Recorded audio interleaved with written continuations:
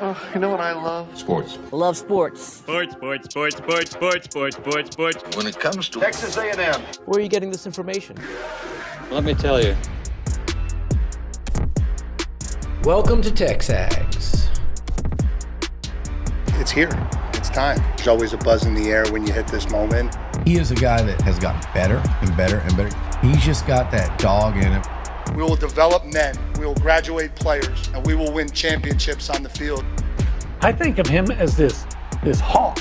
Before long, he's going to be swooping in on those quarterbacks. Coach Elko's my guy, right? Like, I love him. I love Michael Early. Like, I think Bucky's going to be incredible. It's football, man. And that's what Warriors do. They don't want to sit out. And this is a real program. It's not fake. This is a real place. And if you want to be really good at football, this is a really good place to be. You know, if I'm betting on anybody, it's the Aggies.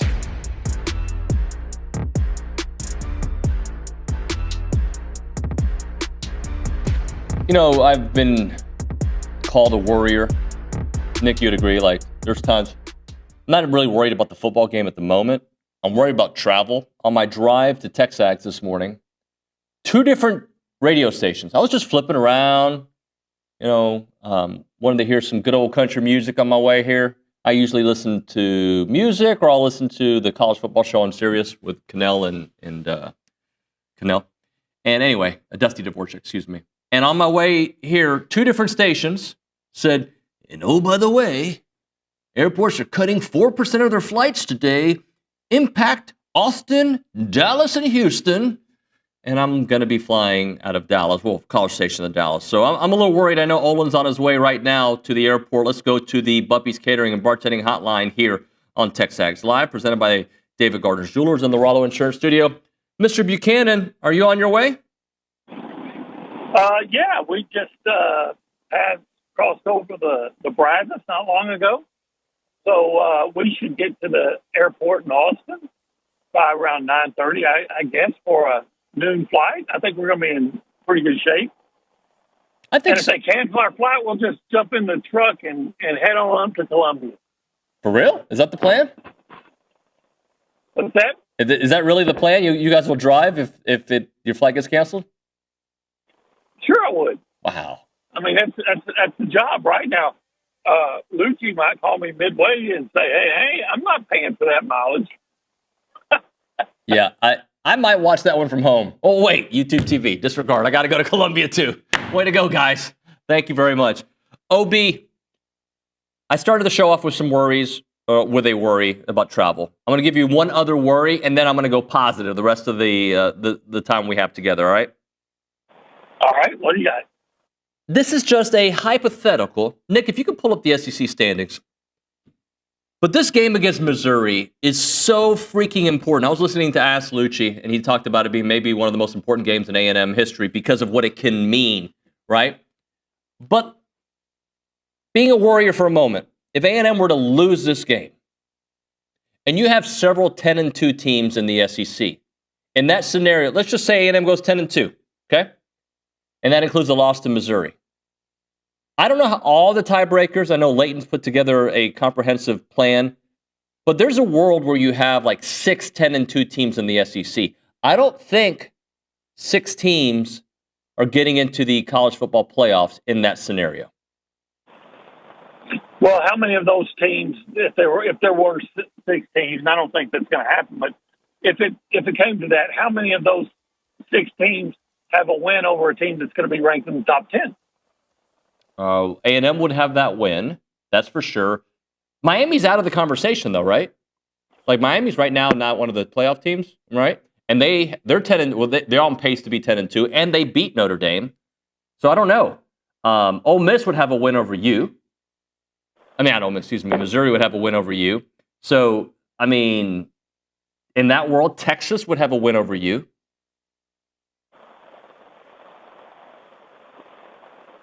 Right. So I'm just trying to look down the pecking order. Alabama would have some very significant wins. Now, Georgia would, in that world, might have a loss to Texas, right? And they would potentially be 10-2 as well. Yeah, they still got to play Georgia Tech. They still got to beat Georgia Tech, yeah. So I'm just throwing it out there as a just win. because I don't want to have to do math. I don't want to use Pythagorean's theorem. I don't want to carry the 2. I just want to know that they're in. So just go 12-0 and make life easier for me. That would be optimal. Here's the deal, though. I'm not worried about it. First of all, I think A&M's a better football team than everybody else on the schedule, and as long as they don't give it away, and that's what worries you, because they have a tendency to do things that keep other teams in the game. But as long as they play their game, they're going to win, I believe. But on top of that is we've all wanted and waited for A&M to be among the elite in college football. And that's what we want. But if you want that, what comes with it is games that are so meaningful in November that could mean so much. So it's like, hey, if you want to date a supermodel, that's great. But you got to understand other folks are going to try to steal her away because she's a supermodel. Well, being an elite college football team is like dating the supermodel. Everybody, Elko even kind of said, he says, everybody's gunning for you now. But that's what comes with it, and there's big games. So I'm not going to stress about them. I'm going to figure that this is what I've wanted. This is what I've asked for. And just be good, just show you're better than the other team. And if you're not, well, better luck next week. But I think they're going to beat Missouri. OB, before the season started, I wanted A&M to go on this revenge tour, right? Go after Notre Dame, humble them, right? South Carolina is on our crosshairs. Texas is in the crosshairs, right? There's these games that Auburn was a revenge game, right? Like, go fix what happened last year. And so far, it has gone to plan. Missouri is probably thinking the exact same thing because they were a 10-win team that got humbled against A&M at Kyle Field where they lost 41-10. Talk about that revenge factor of how much you think that plays a part in this story, considering the offense is a completely different looking offense, but it is the same head coach. Yeah, I'm sure that's come up. Look, the roles are reversed. All the things that were the factors of the game last year. Missouri undefeated, ranked in the top 10, coming in very confident, thinking everything's in front of them. A&M being in the a good team that's ranked, but looked as if they're not as strong as Missouri. And as we all saw, A&M just took them to the woodshed, and to the point where at the end of the game, Missouri was just kicking field goals just to cover the spread.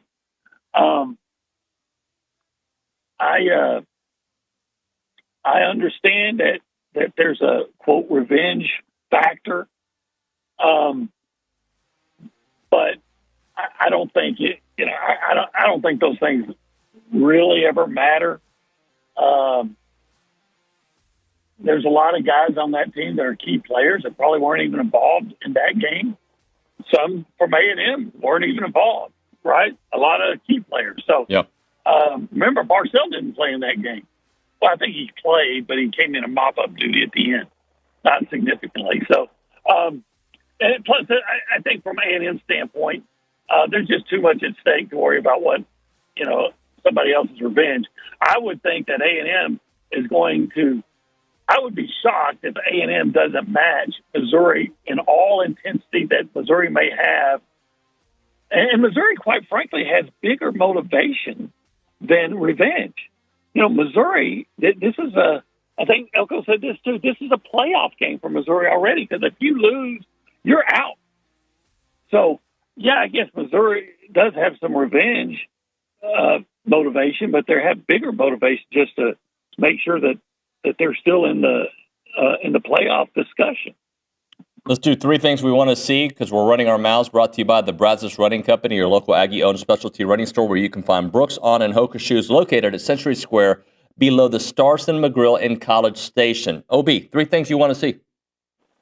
I want to see Marcel protected very well and running. It all goes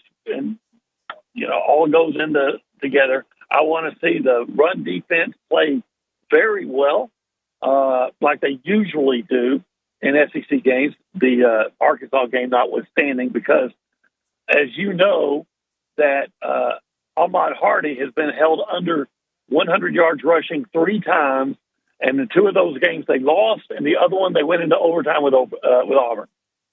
So you stop him, and you pretty much stop the Missouri offense. And then I want to see pressure on the freshman quarterback Zollers. I want to see Cassius Howell and Deion Hayes and DJ Hicks doing their thing and making this freshman quarterback uncomfortable and wondering where the next hit is coming from. Here are my three, OB. Smart football. Don't put yourself in a bind early, right, with penalties, blocked punts. Don't, play smart. And this team, when they do that, they're pretty unbeatable. They've been unbeatable anyway. I want you to confuse and harass Zollers. All right, freshman quarterback making his first start. Make it hard for him. He might have a good arm. I don't care. You can't throw it if he's sacked, right? So get to him. And then the third thing I want to see is balanced football. I want to keep them guessing. So, you think Ruben's going to take the ball here? There's a screen pass to Mario Craver. Whatever it may be, I want to keep them guessing with a very balanced football attack. Yeah, I keep hearing how good the Missouri defense is. And yeah, they've got some players, but I don't know, and I might be wrong on this, but I don't know if they're as good as, say, the Auburn defense. And I know A&M only scored 16 points on Auburn, but A&M moved the ball up and down the field and just kind of stepped in it themselves, as you alluded to. Why you want to see a clean game. I expect A&M to move the ball very successfully against Missouri. Tony on the YouTube page says, is A&M ready to stop the run or set up to defend passing? My opinion, OB, is you take Ahmad Hardy out of the game and force Zollers to throw, it plays into A&M's hands. I agree. I think if you limit Hardy, then everything gets really difficult, even more difficult for Zollers. And you know what? That's football 101. Everybody, make your opponent one-dimensional if you can. And, so often most teams, and Missouri included, likes to run the ball to set up their passing game. And if they can't run the football, then their passing game will suffer, typically. OB, let's bank on it. Presented by Vera Bank. Authentic relationship-based banking built for real life. Go see Joel Jackson and the team. Learn more. VeraBank.com. What are you banking on? I'm banking on that guy, number 10. He's played really well the last two games. I think he's going to keep it going. In the past years when A&M didn't have, or they had they had mediocre seasons. Marcel's nothing to sneeze at. So when they've had mediocre seasons in the past, when people say, well, A&M, their problem is they don't have elite quarterback play. Well, another play, and I think that quarterback play is going to continue to be elite. I'm going to give you two things I'm banking on. I'm banking on Cassius Howell, another double sack game, and I'm banking on Mario Craver, 2 touchdowns. That's me. I can see it. You know what? I think Cassius Howell, I've been watching a lot of Missouri lately, and I couldn't tell you if the right tackle, I can't remember if he was number 79 or number 70. For some reason, I think he's number 79. And I think it's going to be a mismatch if they put Cassius Howell and rushing from that side. It seems Cassius usually likes to rush against the left tackle, but that right tackle seems vulnerable to me. So I wouldn't be surprised to see a lot of pressure coming from that side. Nobody stopped them yet. I don't think that's going to start this weekend either, OB. Let's, hey, by the way, is your air conditioning on? Mine? Yeah. Yeah, because I'm in the cool zone. Oh, okay, just making sure. Look at you. You knew exactly where I was going with that. You're in the holistic planning cool zone. Yeah. I guess, you can be cool with holistic planning no matter where you are. That's exactly right. And if people want to be a part of the conversation, my memory isn't working right now. What number would they call? Well, the number is 979-693-1150. That is the Buffy's Catering and Bartending Hotline. That's correct. I appreciate you reminding me of that. Let's go around the room left to right and say hi to the people. Let's talk to the yawning Nick Savage. Good morning, y'all. Howdy. Hey, buddy. How are you? I'm good. I'll keep it brief. Again, just kind of feeling the score prediction in my heart. No real reasons behind it, but I feel more confident about this road game than this whole 3-game stretch of Arkansas and LSU. So I'll take the Aggies 38-24. 38-24. I could see that. Somebody in our notes put, OB, that Missouri has not scored 30-plus against a team of substance this year, unless you consider Kansas a team of substance.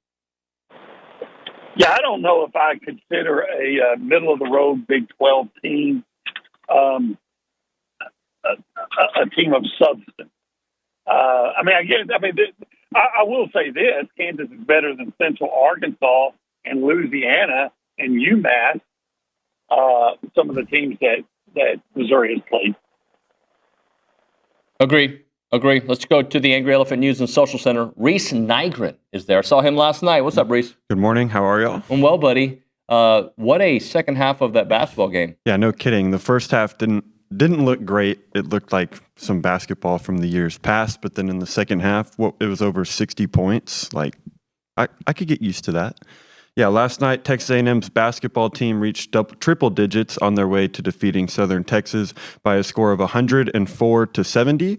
Rashawn Aggie led the Aggies in scoring with 16 points despite leaving the game early due to an injury. A&M forced 23 turnovers on the Tigers and only had 8 of their own.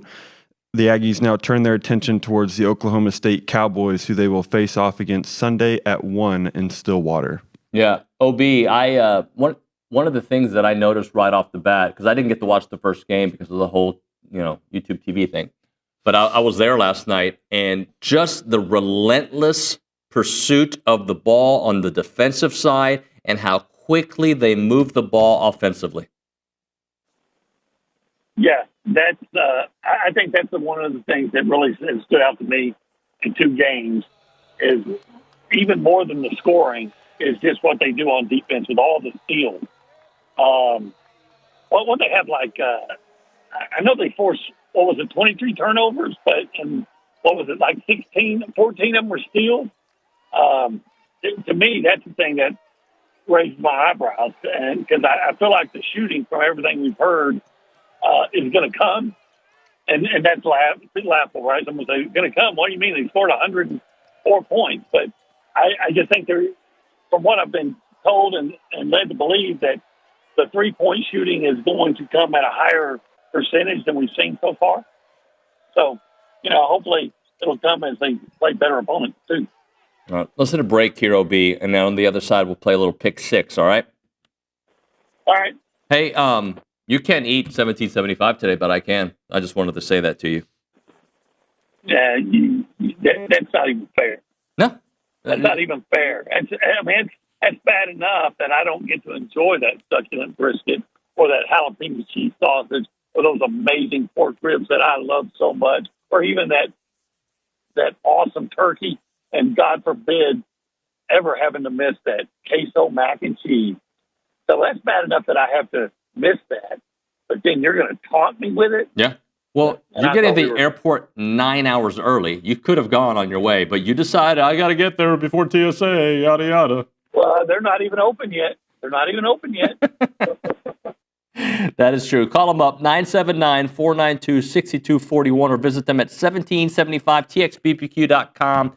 It is 1775. Olin's on hold, but he'd say it's good.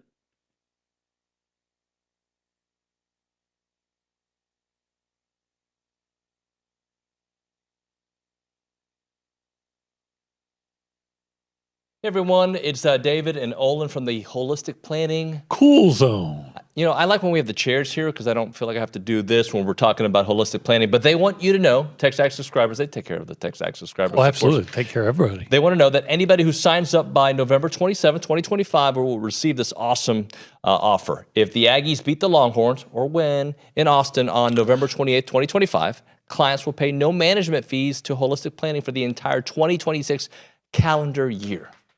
That's free. It's free 99. Actually, just free. All you got to do is beat Texas. Well, it's not if they beat Texas. It's when they beat Texas. When. And when you go to holisticplanning.com, you're going to love Holistic Planning. So it is holisticplanning.com. Check out the website and take advantage of this awesome offer.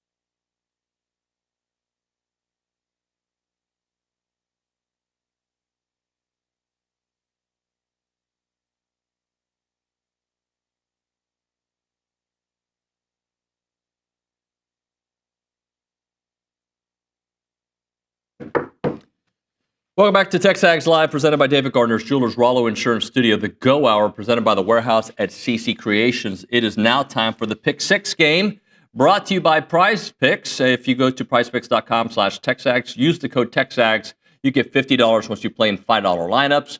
It's you against the score, or you against the stat line of 2 to 6 players stat projections. Easy way to win, more than or less than. We go back to the Bubby's Catering and Bartending Hotline.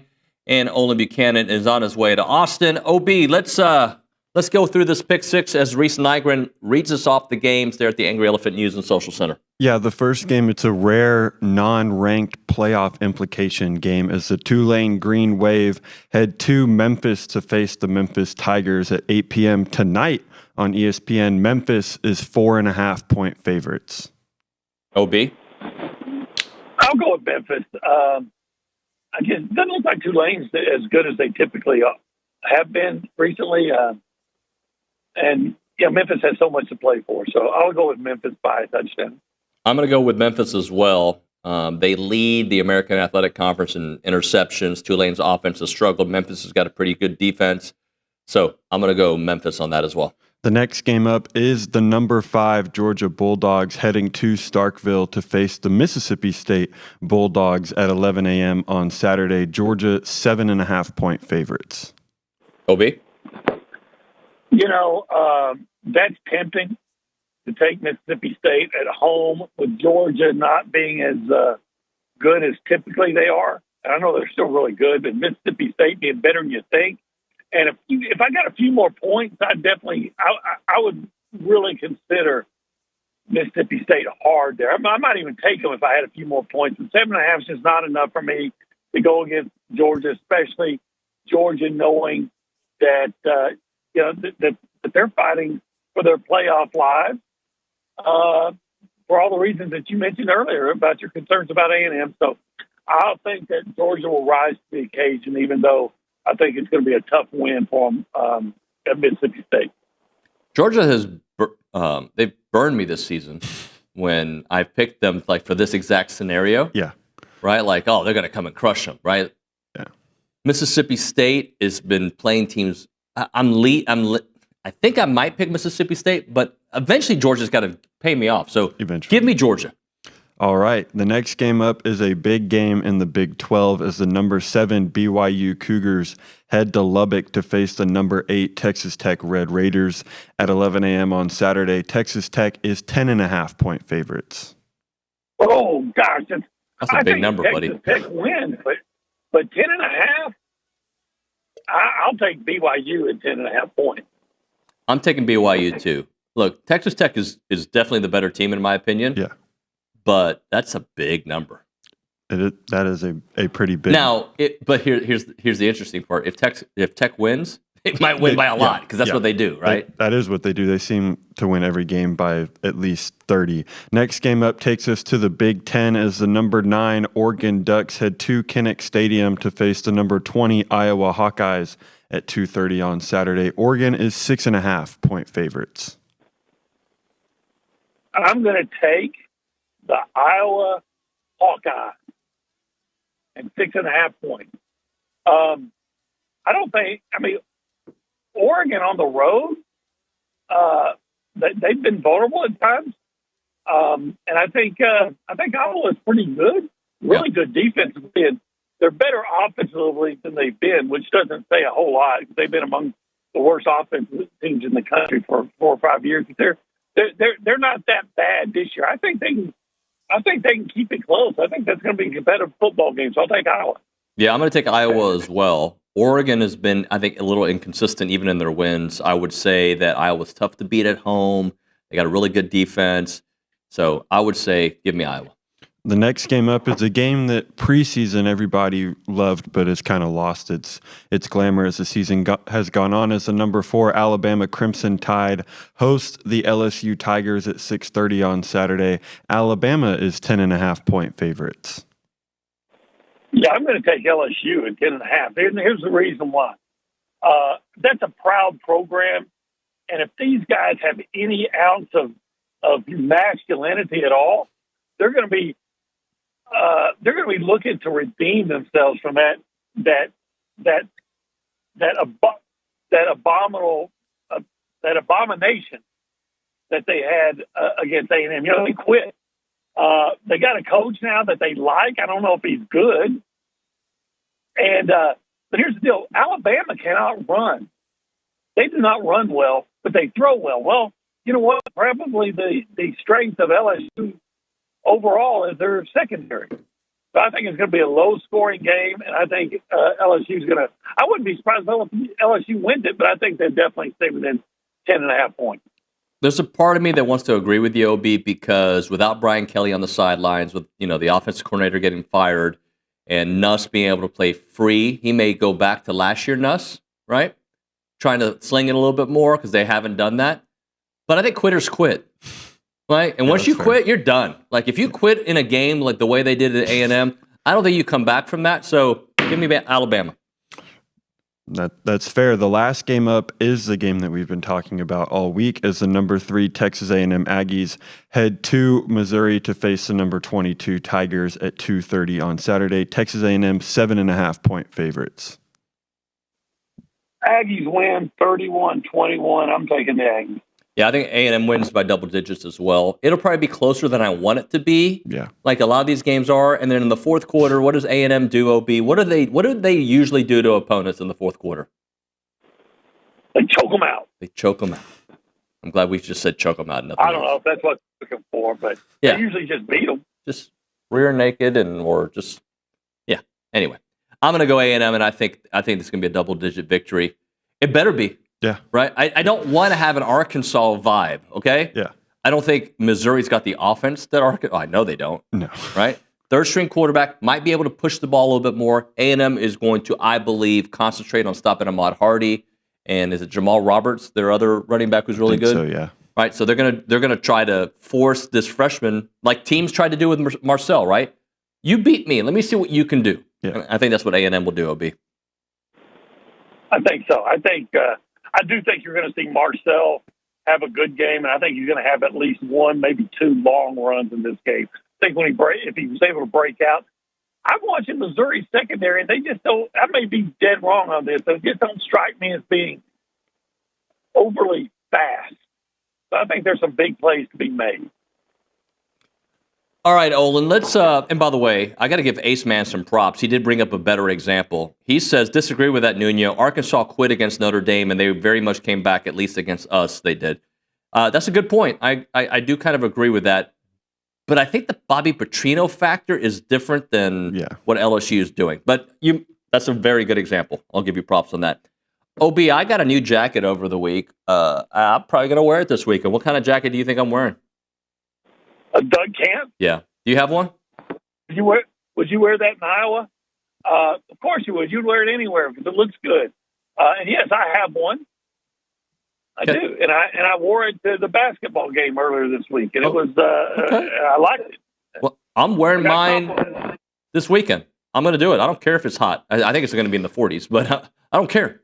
Have you looked at the weather? Actually, I haven't. I made that up. I think the high is going to be in the 60s. The low will be in the 40s. The game time is probably going to be in the 60s or upper 50s with a cloudy and a possibility of some rain. Wow, that sounded like a weatherman. I know. Back to duck camp, by the way. You can wear a jacket. You can wear a hoodie. You can wear a T-shirt. You can wear camouflage. You can wear the scout shorts. You can wear it all. OB does it all as well. Check it out at duckcamp.com. Built for the outdoors, designed for everything else. TexAgs 25 to get that 25% off. Check it.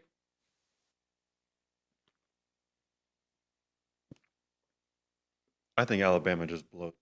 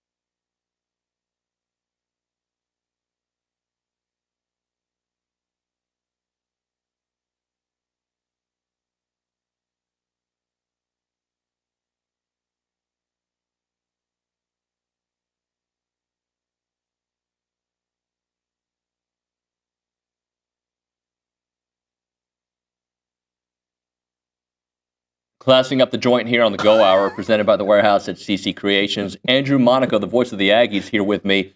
A guy that I only say great things about, buddy. How are you? I'm doing great. Thank you so much for having me. Thank you for being here. So, I don't know if you feel this way. I've made this joke on the show, and it's actually not a joke. I really believe it.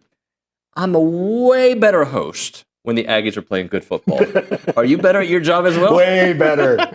Way I'm so better. good. Like, my jokes land. Like, it's great. Yeah, way better. You could do the best broadcast you want. You didn't win. No one remembers. No, right? No, you're the problem sometimes. Exactly. Well, yeah, sometimes.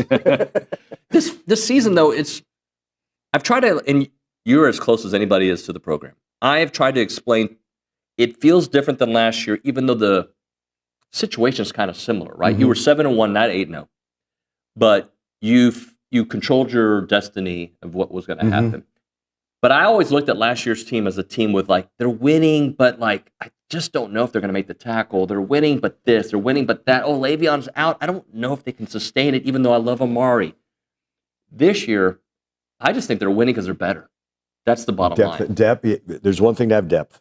When you have depth and talent, dangerous combination. And that's the thing. Like, I don't think you can exhale if you're the opponent by saying, oh, so-and-so's not in. Well, it's not even next man up, David. It's what you're competing. Like talking to Trey Zune, he talks about the 7 offensive linemen.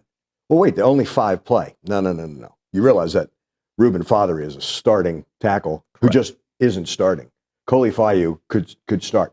And I think that rotation really helps. Right. And Albert Regis was talking about that. Like, if you have to play your D linemen all 60 minutes or 30 minutes if you half the game, you're dead tired by the fourth quarter. But you get to come out, watch the game a little bit, get a breather, and then go back in and not worrying. At no point for this team do you ever say, ooh, that guy's in there. I hope we can hide him. Right. No, it's like, ooh, yeah, he's in there. And I love that kind of depth. But I think more importantly, I like that talent. Running back room, wide receiver room, defense. Pick a position. And that's something that I think Mike Elko and his staff have done a wonderful job doing. Last year, everything was still new. This year, this is now the time of the year. This is why they all came back, right? Because they fumbled November. I can't put it any other way. Now they have an opportunity. This is why, what do we talk about? All the work in the dark, right? This was the extra rep. This is why you lift with Tommy Moffitt. Yep. This is why you did all.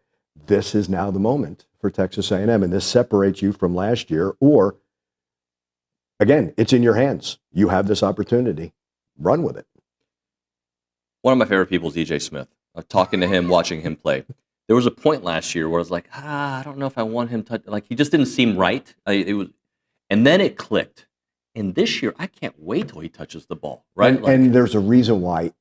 Last year, because he was hurt, but it was never an excuse. No, he just went out there. Right. Now, okay, each running back brings something different, yet each is the same, if that makes sense. It makes sense to me. In that, like, Amari sets the tone at LSU by putting his shoulder down and running somebody over on the sideline at the 50, right? It didn't have to be Ruben, but now you're seeing Ruben, and you missed Ruben Owens last year because he was sidelines. You missed Chase Basantis down the stretch. You missed Tyreek Chappelle. Now that they're here, they're having that difference. But with EJ, I mean, he absolutely enamors you on a 4th and 1. That game is completely different if he doesn't make that. Like, Arkansas's best defensive play ended up turning against them. Right? He runs into Riley, but then splits 2 more defenders to get that first down. Like, it's that type of thing that if that doesn't energize the rest of the team, I'm not sure. And then Jamarian Morrow, who I know this coaching staff loves, but when the lights get bright, what do? He's shining. He does. To me, that's exciting. And it's not like there's not pressure. There's still pressure. You think about Marcel's, the first touchdown of that game, Ruben Owens picks up a blitzer. Yeah. Makes the block. And it's those types of things. And I just like seeing it from all the backs. They're so talented. And you talk about EJ, Mike Elko will use him. He's our 4-minute back. Man, when you know that you have a role, I just think it really gives you that okay, this is my time, and you go out and you execute. I'm at the basketball game last night. I looked to behind me, and the players are there. A lot of the players are there. And I see Marcel Reed there, and every 5 seconds he's taking a picture with somebody else, not bugged by it at all. You know, I'm sure he wants to enjoy the game. Just, I want America to get to know him. They're starting to. I think they are. Yeah, but I want, because I mean, he is, I think, kind of the respect that I had for Henry Coleman, I have for Marcel. Like, they're just a great ambassador for this university. That's a really, really good comparison. I think you've nailed it. Yeah, and I think that's smart. Like, we have gotten away from Marcel being, oh, he's so athletic. Marcel's a quarterback. Yeah. Big difference. And he's just got command. And you've seen the growth week to week. He's better every week because of what Marcel is doing. And he's invested all of that. And when Mike Elko said in the offseason that Marcel understands what it means to be QB1 in the SEC, that's not just the playbook. That's not just Saturdays. That's everything that goes with it. Being a leader on and off the field. Back to your point, being there and not being bothered, understanding who he is. It's the same way that Mike understands what his role is as head football coach at Texas A&M. You kind of represent all the other coaches. And when you hear about, their relationships, but the same thing, Marcel, KC, they're at the women's game as well. They're watching that. That group is there. And when you support one another, the teams are very similar. It's a 60-minute football game. Yeah. It's a 40-minute basketball game. We're not stopping. Yep. We're running it down your throat. Guess what? To me, Travion Williams said this when he was here. He said, I remember it after the Kentucky overtime win. He said at the overtime, Kentucky wanted that game done. We wanted to keep playing. Right. I feel the same way. I think the opposition says, I can't wait till it gets to all zeros. Sure. The Aggies are like, put more time on the clock. Back to Le'Veon saying what he said preseason, back to Mike Elko saying, just put the ball down anywhere. We will play. I think that mentality is there. I think Marcel's a reason to support local media. And here's why, all right? July 14th-ish, SEC Media Days. What did the national media say about Marcel Reed? Why is he not here? Is it a reflection of the leader that he is at A&M? Is it because they don't really buy him? Do they not want to put him in front of the limelight? No. Coach Elko's got his formula for that. And now you're seeing everybody was wrong in July, except I think local media, the way you talk about that. Last year, he was the reason A&M was in those games. Correct. A lot of there were some other issues. He was fantastic. And now that is being reflected in the way this team is playing. Does it surprise anybody? It was Armaje Reed-Adams and Torian York who went to those meetings, right? Of course it's going to be a lineman and a middle linebacker. Right. Yeah, I totally get it. There's also something to, not that he could not handle it, but this describes our team. And then, you know what? I don't want to say too much too soon. I think even for Marcel, look, he might have been doing one of his initiatives that he has. You know what I mean? Like there could have been that as well, but he actually was. Yeah, I think he was. But I think that's the other thing. Let everybody else shine. Like if we were talking about the depth and talent, let everybody else shine. You watch. That's why I always ask these guys. Tell me about the joy for one another. They're very quick to talk about their teammate than they are about themselves. I think it's the same thing, with Marcel. And I don't want to say too much too soon. He was the starting. He was, the starting quarterback. But even in his mind, he's competing to be starting quarterback here. And that's what I give a lot of the quarterbacks who have been here at A&M. And I think about Haynes King. He wins the job, right? And what did he say to his dad? I'm the starting quarterback for week 1. Yeah, got to compete again for week. I think it's that competition, David. I really do throughout this year that makes it feel different this year than last year. Before we hit a break, Colin Klein too. Like I remember because I would read the game threads and I would hear the text messages. He's been brilliant. He really has been brilliant. And I don't think last year he was allowed to do a lot of the things he's been wanting to do. When I say allowed, he just didn't have the personnel or the health to do what he wanted to do this year. He's too new. And I want to say too new. Like everybody's like, now it's a reaction. You're not trying to learn. Like that was the thing. Mike said this. There's a reason why Torian York seems to know the play better than the other team does. Right? There's that. Yeah. But everybody was learning it last year. Again, not an excuse. And again, expectations change over the course of the season. But a second year for that offense with Colin Klein is huge. It's really big. The same thing, the second year under Jay Bateman and Mike Elko for that defense is huge. And when you have that experience coming back, now they can lead as well, as opposed to, what am I supposed to do here? I don't know. I'm learning it also. Now there's that, I've got this. And then you just move on. But I'm with you. We didn't think this offense would hum like this. Right. It's humming. It is humming right now. One more segment? Absolutely. That's my guy right there. He knows. All right, guys. If your organization or business is looking for an opportunity to engage with Aggies, check out the Association of Former Students that bring Aggies of all ages together during their marquee events held throughout the year. We're talking about fun events like Aggie Ring Day, All Aggie Hullabaloo, The Gathering. They welcome tens of thousands of guests, and there are many sponsorship and vendor opportunities available to get your brand in front of those attendees. And they offer a wide variety of both digital and in-person options to promote your brand and get your brand in front of all the people at the events. There's advertising opportunities in both the Texas Aggie Magazine and the Aggie News newsletter, which are seen by over 230,000 people. So if your business is ready to engage with Aggies, choose a partner that's been with the organization supporting the Aggie Network for over 140 years. For more information on options available through the association, please email sponsorships@aggienetwork.com. It is the Association of Former Students.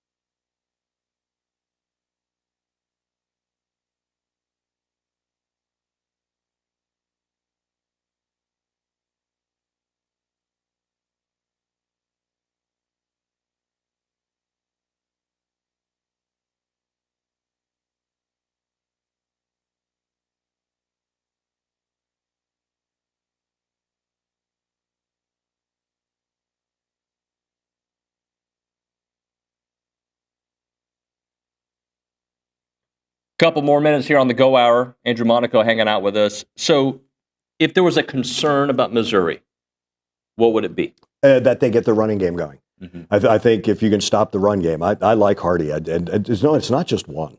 they don't have just one running back.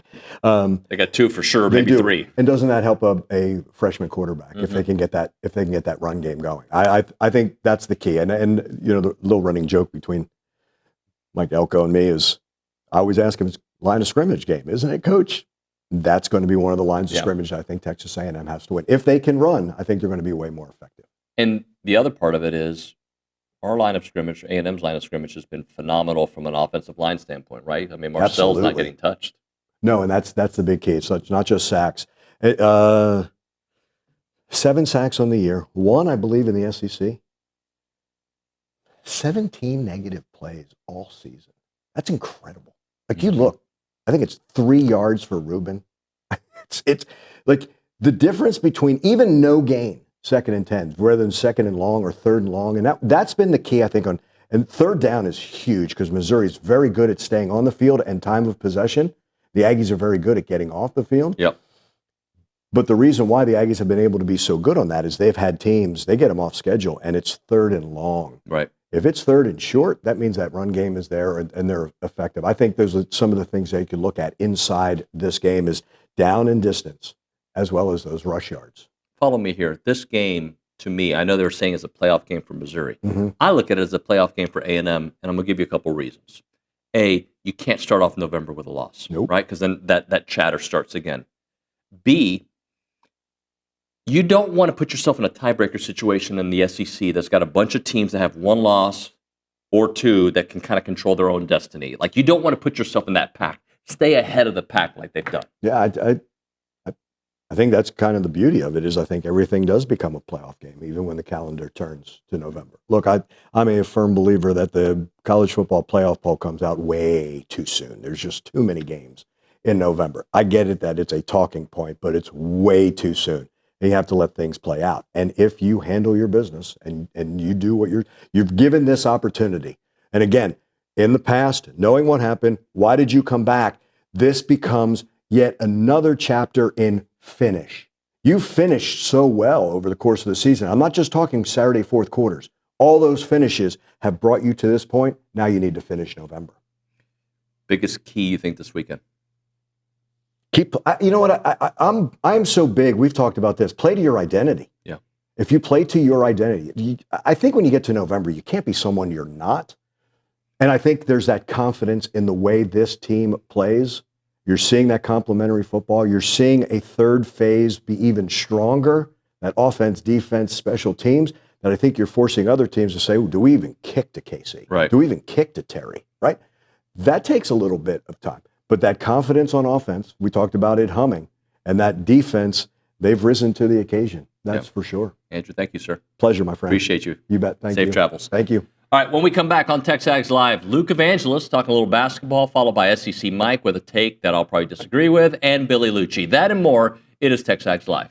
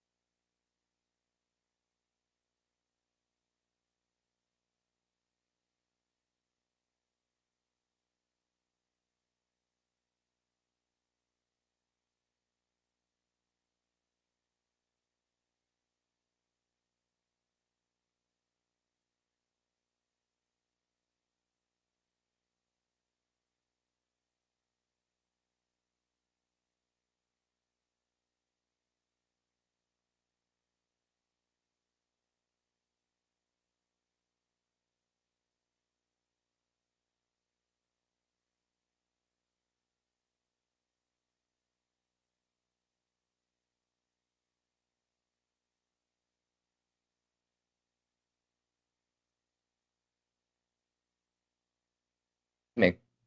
I said, here we go. And then Beastie Boys said it at the same time, or Run DMC, excuse me. Hello, Luke Evangelist. Welcome to TexAgs Live, presented by David Gardner's Jewelers Rollo Insurance Studio. Thanks for having me.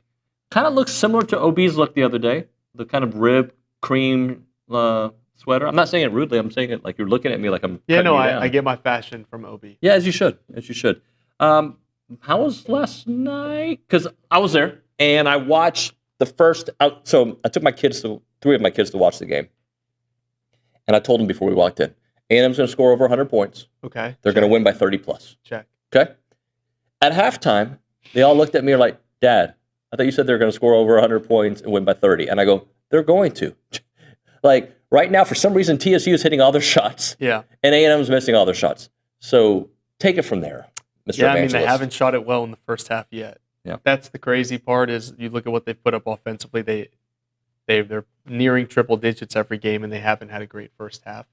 But that's to be expected when you've got a bunch of new pieces. And the thing that made the game so close was their defense wasn't getting enough stops. Like, they were getting turnovers. They just couldn't turn those into points. Mm-hmm. And they couldn't get a stop when they needed to. And they were letting Texas State get to the free throw line. Patterson kid was pretty good. Yeah, like we know the defense is going to lag behind the offense. Like, Bucky has been very transparent about that. You just definitely saw that in the first half where they gave up 36 points to a team that I think they had like 45 in the entire game against Gonzaga.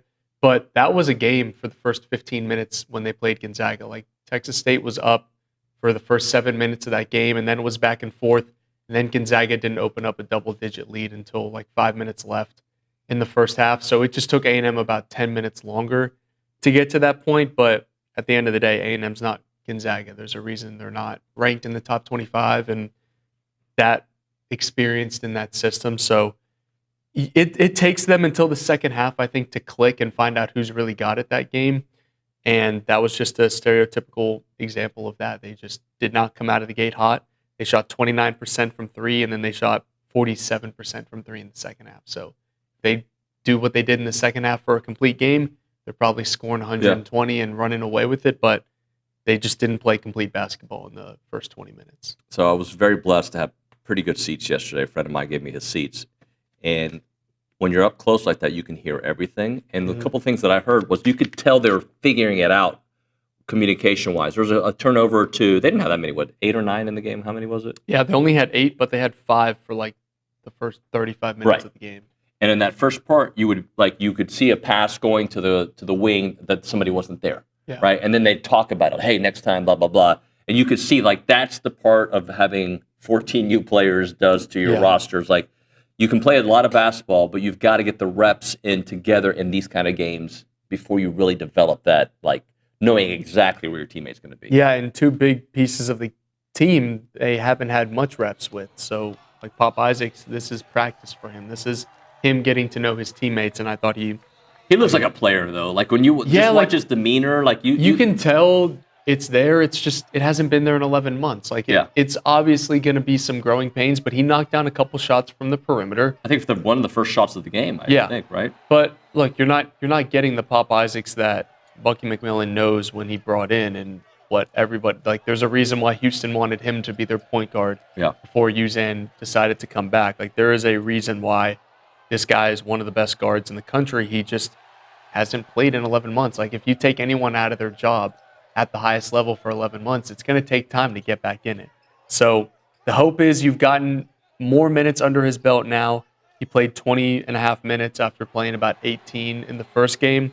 Hopefully you're building him up and giving him more confidence for him to play even better against Oklahoma State, because they're going to need him to, depending on what happens with Aggie. They're going to need him to play well no matter what, but if you don't have Aggie or Mbako for that game, you're putting a lot of stress on your guards to really carry the load against a really big team in Oklahoma State. Well, let's talk about Aggie for a minute, because I didn't watch it on TV. I didn't have the benefit of replay, but I didn't see exactly what happened. I assume it was his eye, right? Was it his eye? Yeah, it sounds to be like a cut, like on or right above his eye. And I'm all the way across the arena, and I saw blood all over. Yeah, I did too. Yeah. It looked bad.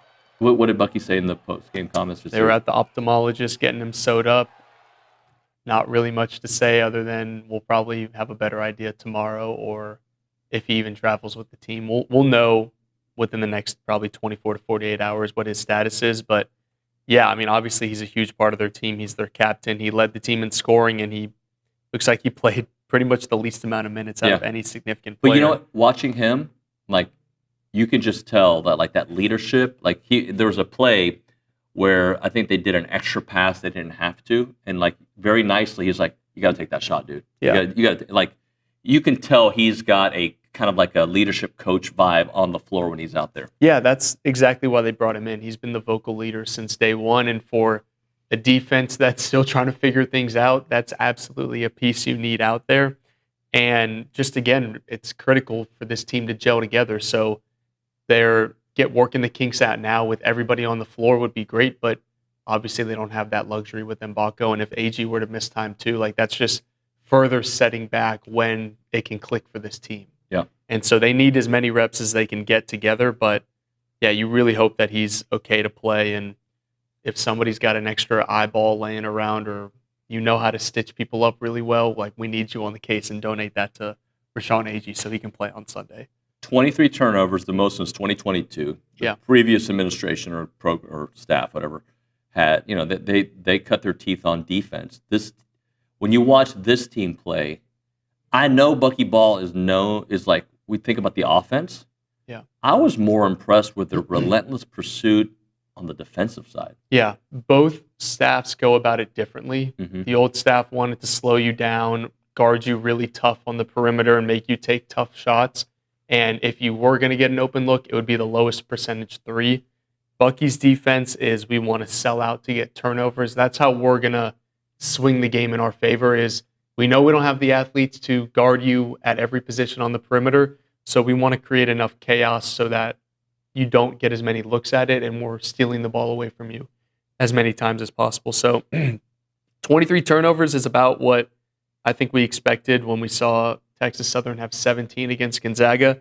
But the key part is they turned those 23 points into 23 turnovers into 32 points. That's the recipe for success. When they're closer. And early they weren't turning them into. Yeah, you're right. They weren't. That's the recipe for success. If they can get closer to 1.5 points per possession following a turnover, that's like a total backbreaker. And they were about 1.35 last night. And they were about 0.5 against Arizona State. So if they can be way closer past the 1 point per possession following a turnover, that's when there's going to be a lot of success for this team in frustrating their opponent. But they only turned the ball over 8 times, and Texas State had 5 points off those turnovers. Yeah. So immediately locking up after you turn the ball over and then turning your turnovers into points is like almost worth double in this system just because of how crucial it is for momentum. Tell me if I'm reading this correctly. The way they play, to me, too, is, yeah, it's a frenetic pace early, but what it does to the opponents later in the game, they don't train in that environment. It's one thing to run a mile fast, that first mile, but when it becomes 2, 3, 4, 5, and I think it's the same thing about the way they practice at that tempo at all times. That's how they play. Other teams don't play like that. Exactly. It's almost like the effect that you get when you play a team at altitude and you're the Denver Broncos or like the Denver Nuggets, because teams aren't used to playing at that level. And Josh Holloway said it best, like everybody's going to come out and run fast at the beginning of the game, and you're going to have to survive runs and survive another team's best punch for the first 15, 20 minutes of a game. But where they can then make up ground on teams is in the second half when they get tired and they get frustrated because they're not used to playing at that tempo. So it's all about a war of attrition and how fast can we get to the other team's breaking point.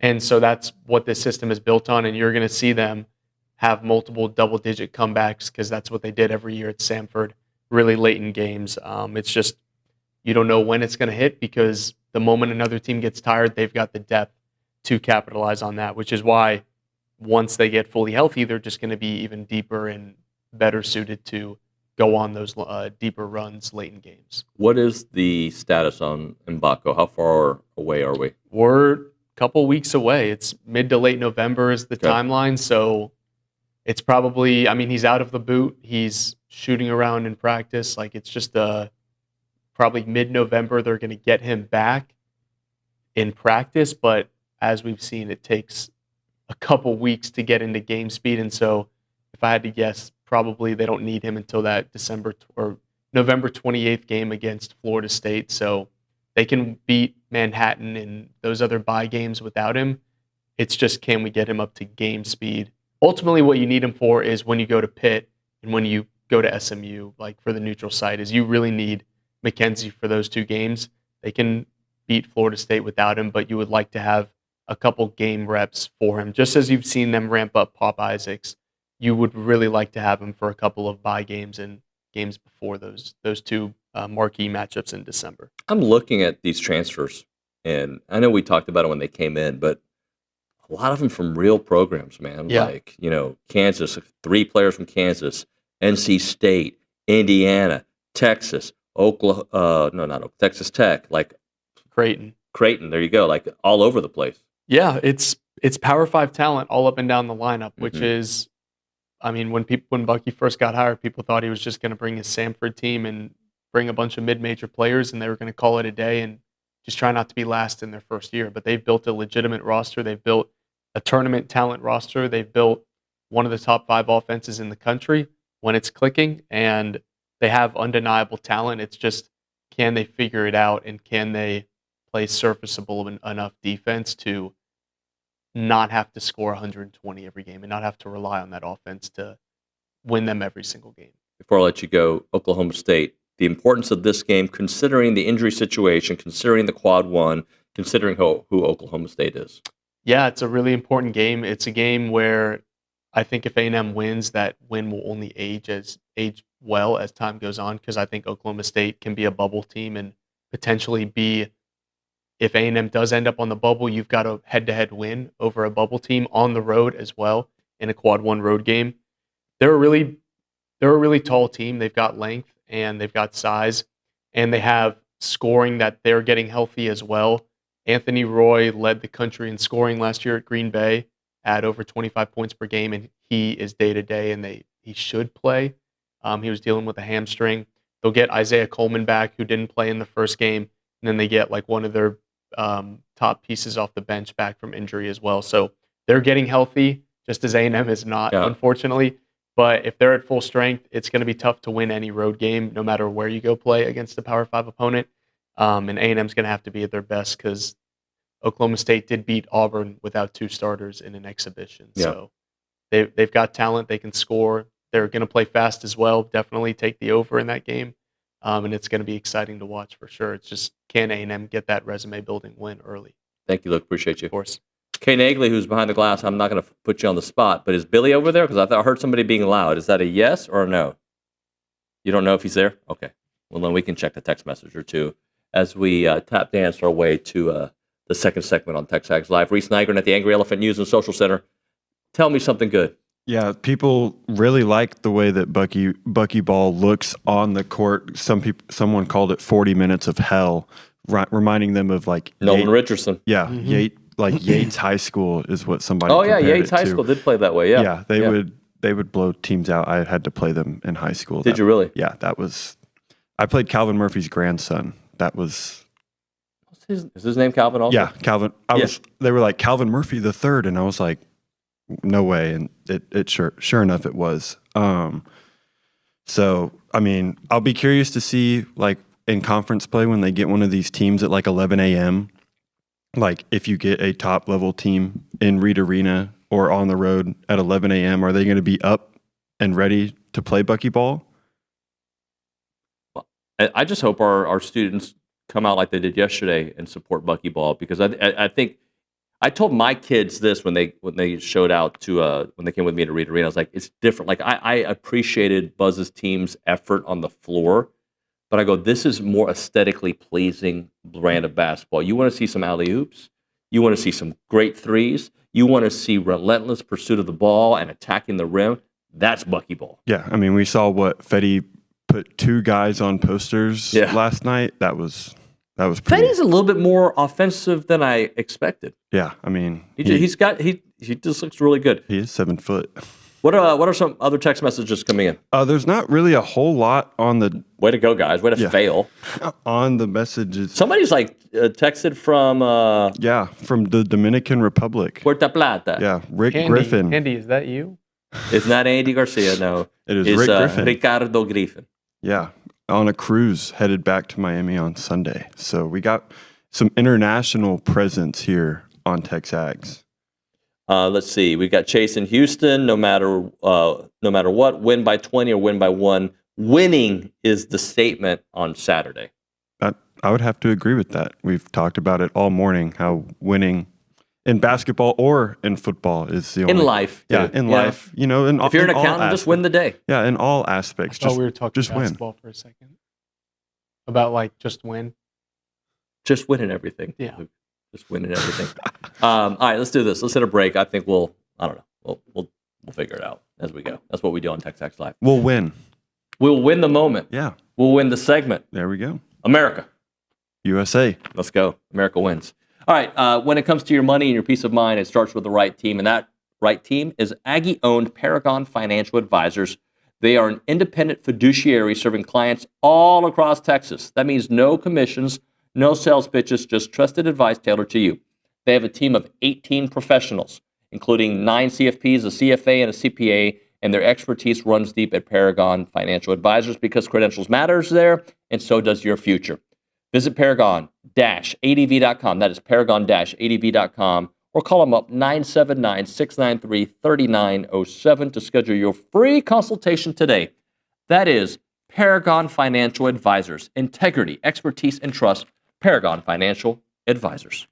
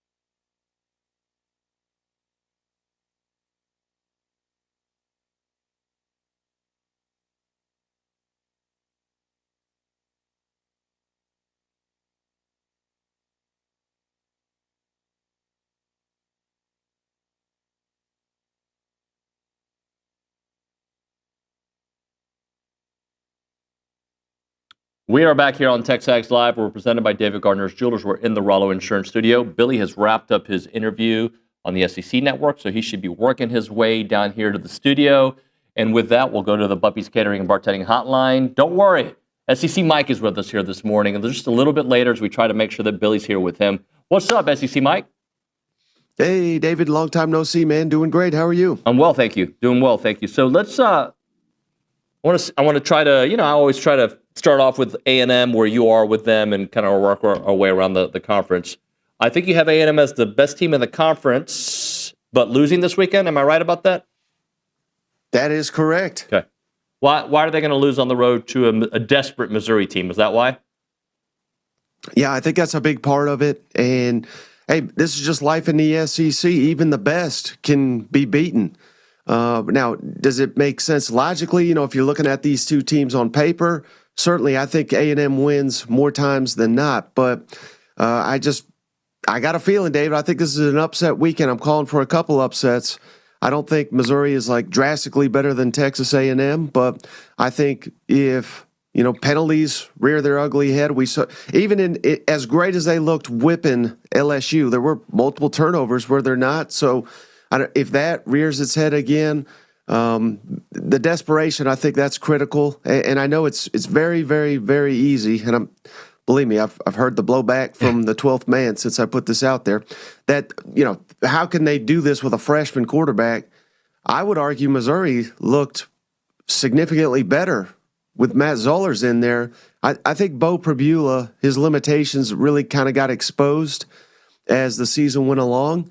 And I think Zollers adds an extra dimension to Missouri's offense, which makes it potentially even more potent. Okay.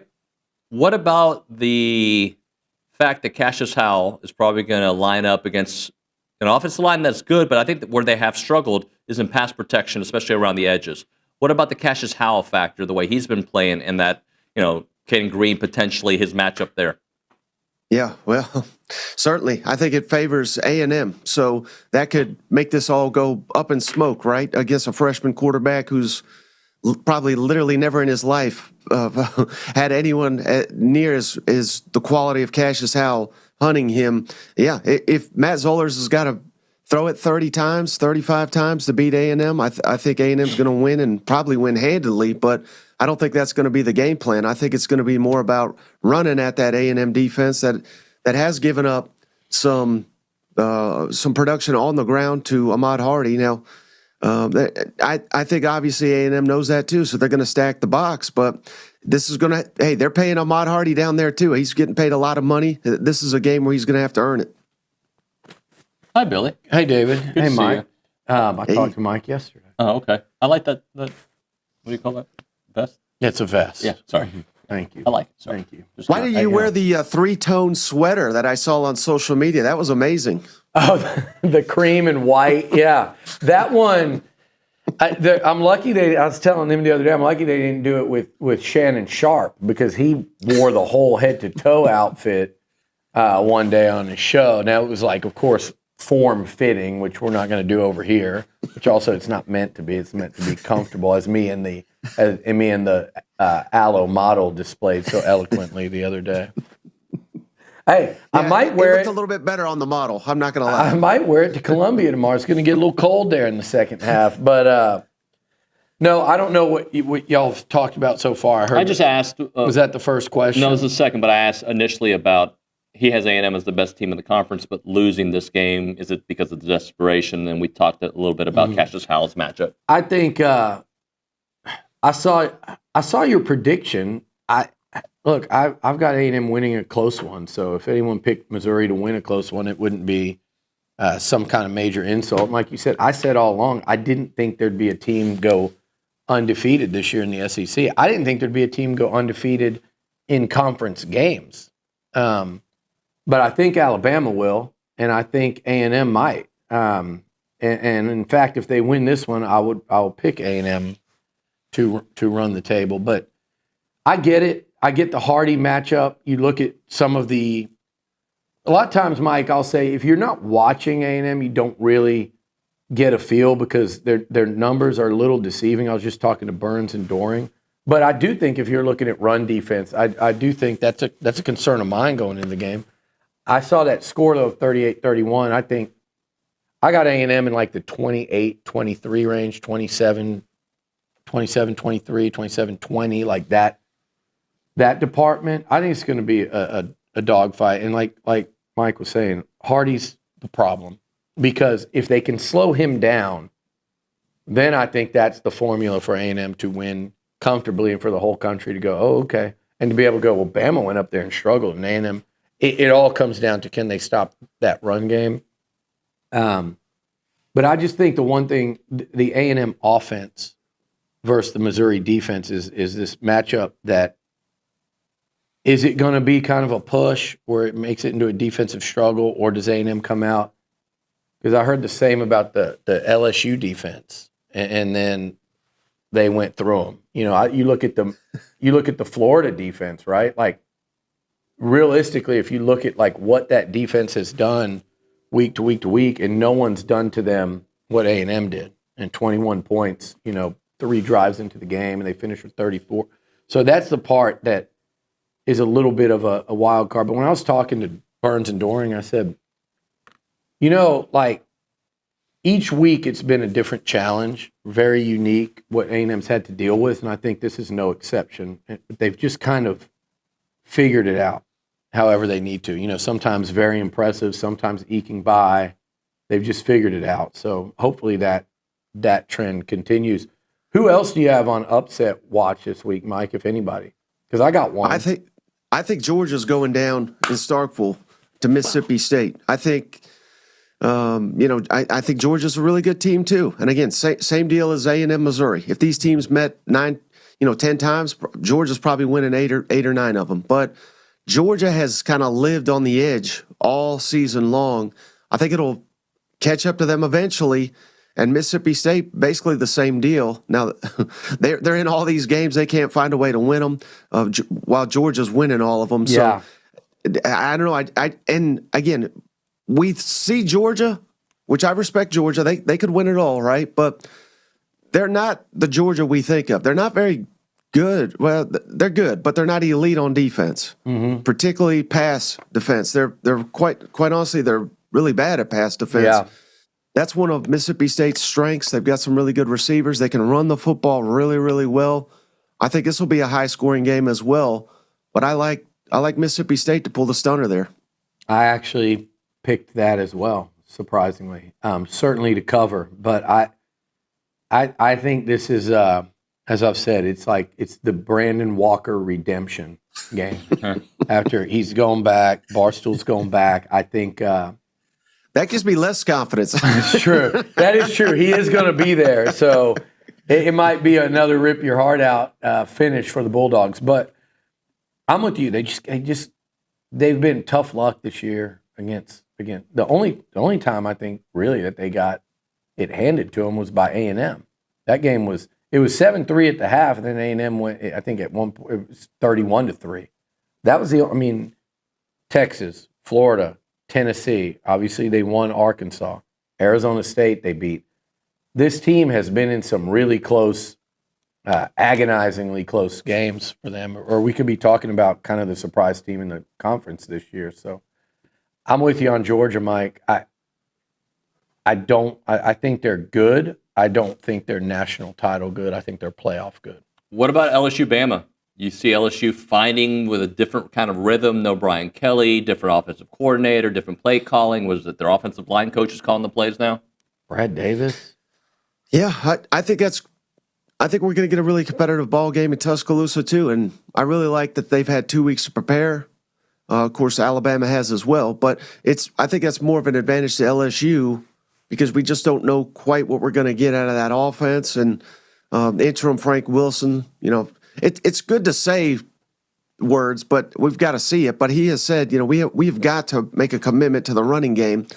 The last coach down there in Baton Rouge called him spoiled and said, hey, we had one run when they called out the run game. But the run game has been a nightmare for them. I think they've got the running backs. I don't think they have the offensive line. So I don't know that you can necessarily fix that during a bye week or by firing the coach and the coordinator. But I think this will be the game they get up for at LSU. I think they push Bama. I think the spread's 9.5. I like LSU to cover, but I like Bama to win. Man, I feel what you're saying, and I feel like a lot of teams have gotten that interim head coach bump for a week at least. You know, you saw Florida get it against Georgia. Who else am I thinking of? Arkansas a little bit. Arkansas got it up in Knoxville with Petrino. They pushed Tennessee there. Although again, Pushed like A&M. yeah, but I think A&M and Tennessee both kind of controlled those games. The score was close, but I don't think you ever were sitting there going, "Oh my God."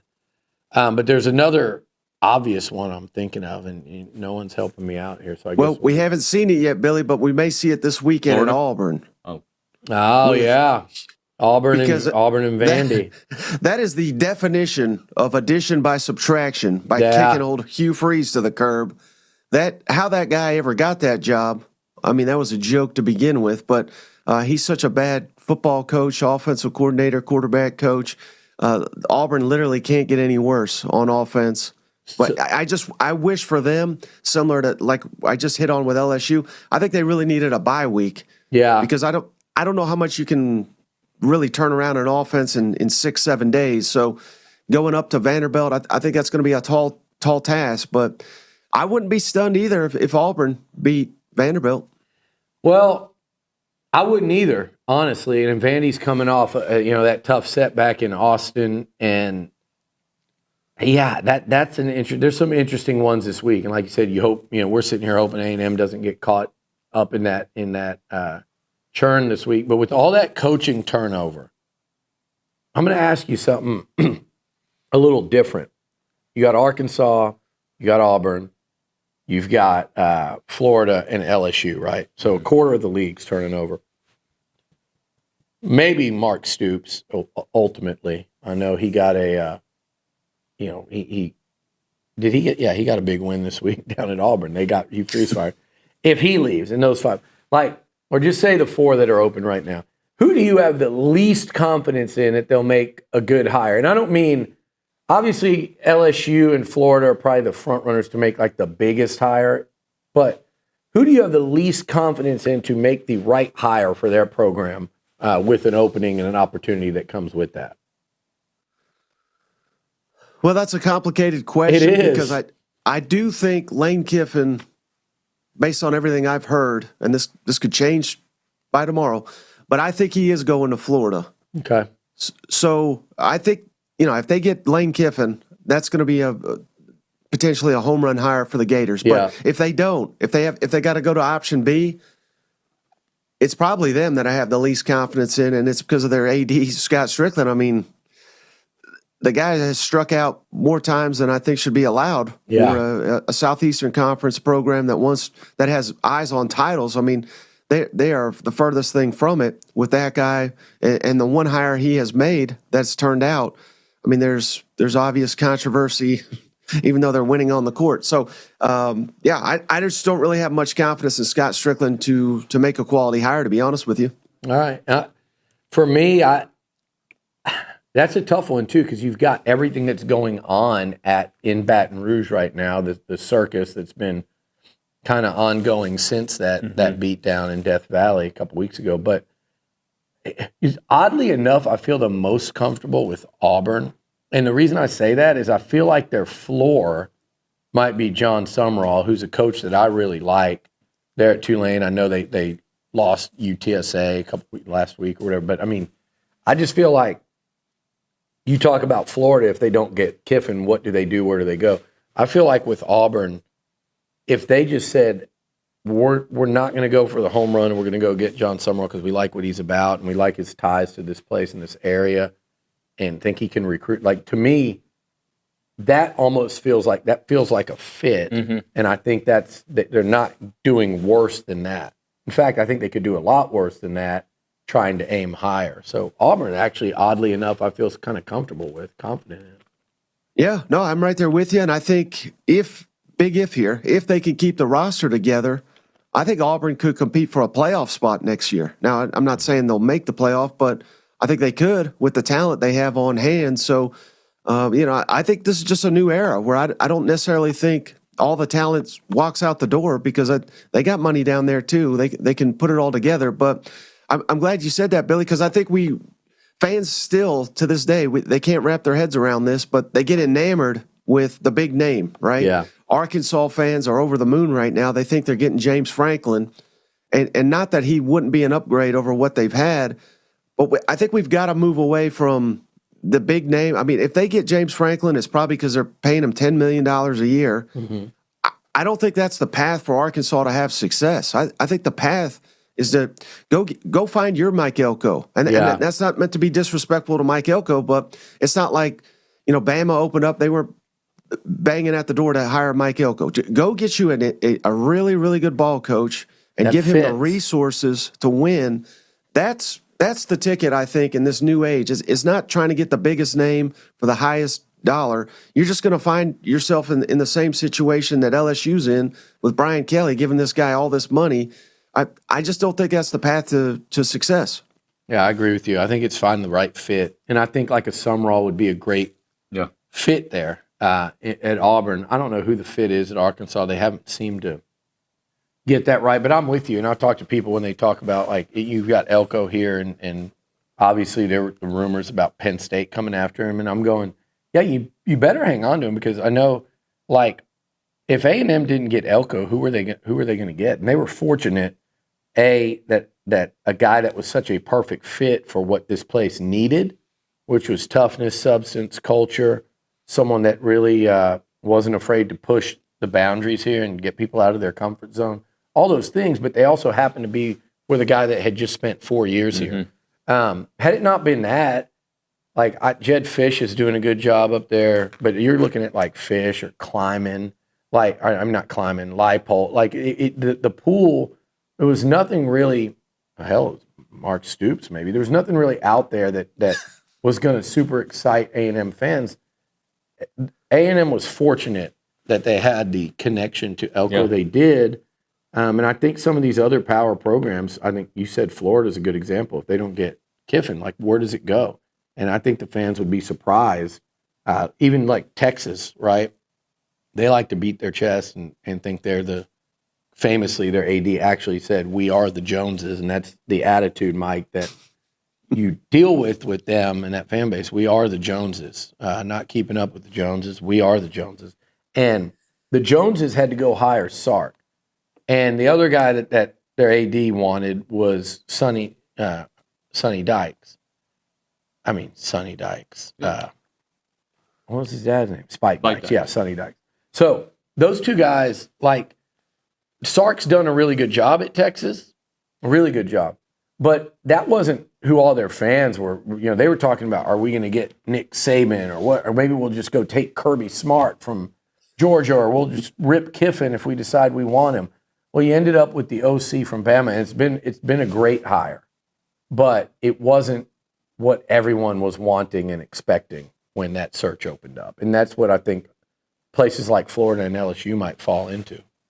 And who knows, Billy, it may open up again very soon. The more people I talk to, the more people tell me there's real, legitimate concerns that Steve Sarkisian is not long for the Texas program. I'll tell you what, if they survive that, if those rumors are founded and he makes it through it and it kind of stays as is, it's going to be funny to look back and go, it might have been from a late hit on Arch Manning by Mississippi State defender, or they lose that game by maybe 24 points. And if he was looking around, he might be like, can we get this end of the season? Can't get here soon enough. Now, as it stands, they're going into a bye week with a legitimate opportunity down the stretch. We'll see. I think people are putting the cart ahead of the horse on that one, though. Mike, we got to drop it there. Thanks so much for your time, buddy. Absolutely. Thanks for having me. Hi, Mike. SEC Mike. Later. TexAgs Live. All right. When the unexpected happens, whether it's a car accident or property damage or business liability, preparation does matter, and that's why you need to reach out to great folks at Rollo Insurance. The Rollo Insurance Group ensures that you're properly covered before crisis strikes. Their independent agents provide a consultation across several insurance types, giving you the confidence that details are handled correctly. They've got 60 offices in the great state of Texas, but their headquarters is right here in College Station on Highway 6. and the true value of insurance becomes clear in those critical moments when you need to file a claim. And Rollo agents will walk you through each step of the process. Don't wait until disaster strikes. Call them right now. Visit rolloinsurance.com/TexAgs, rolloinsurance.com/TexAgs, or call them up, 888-44-ROLLO. That is 888-44-ROLLO.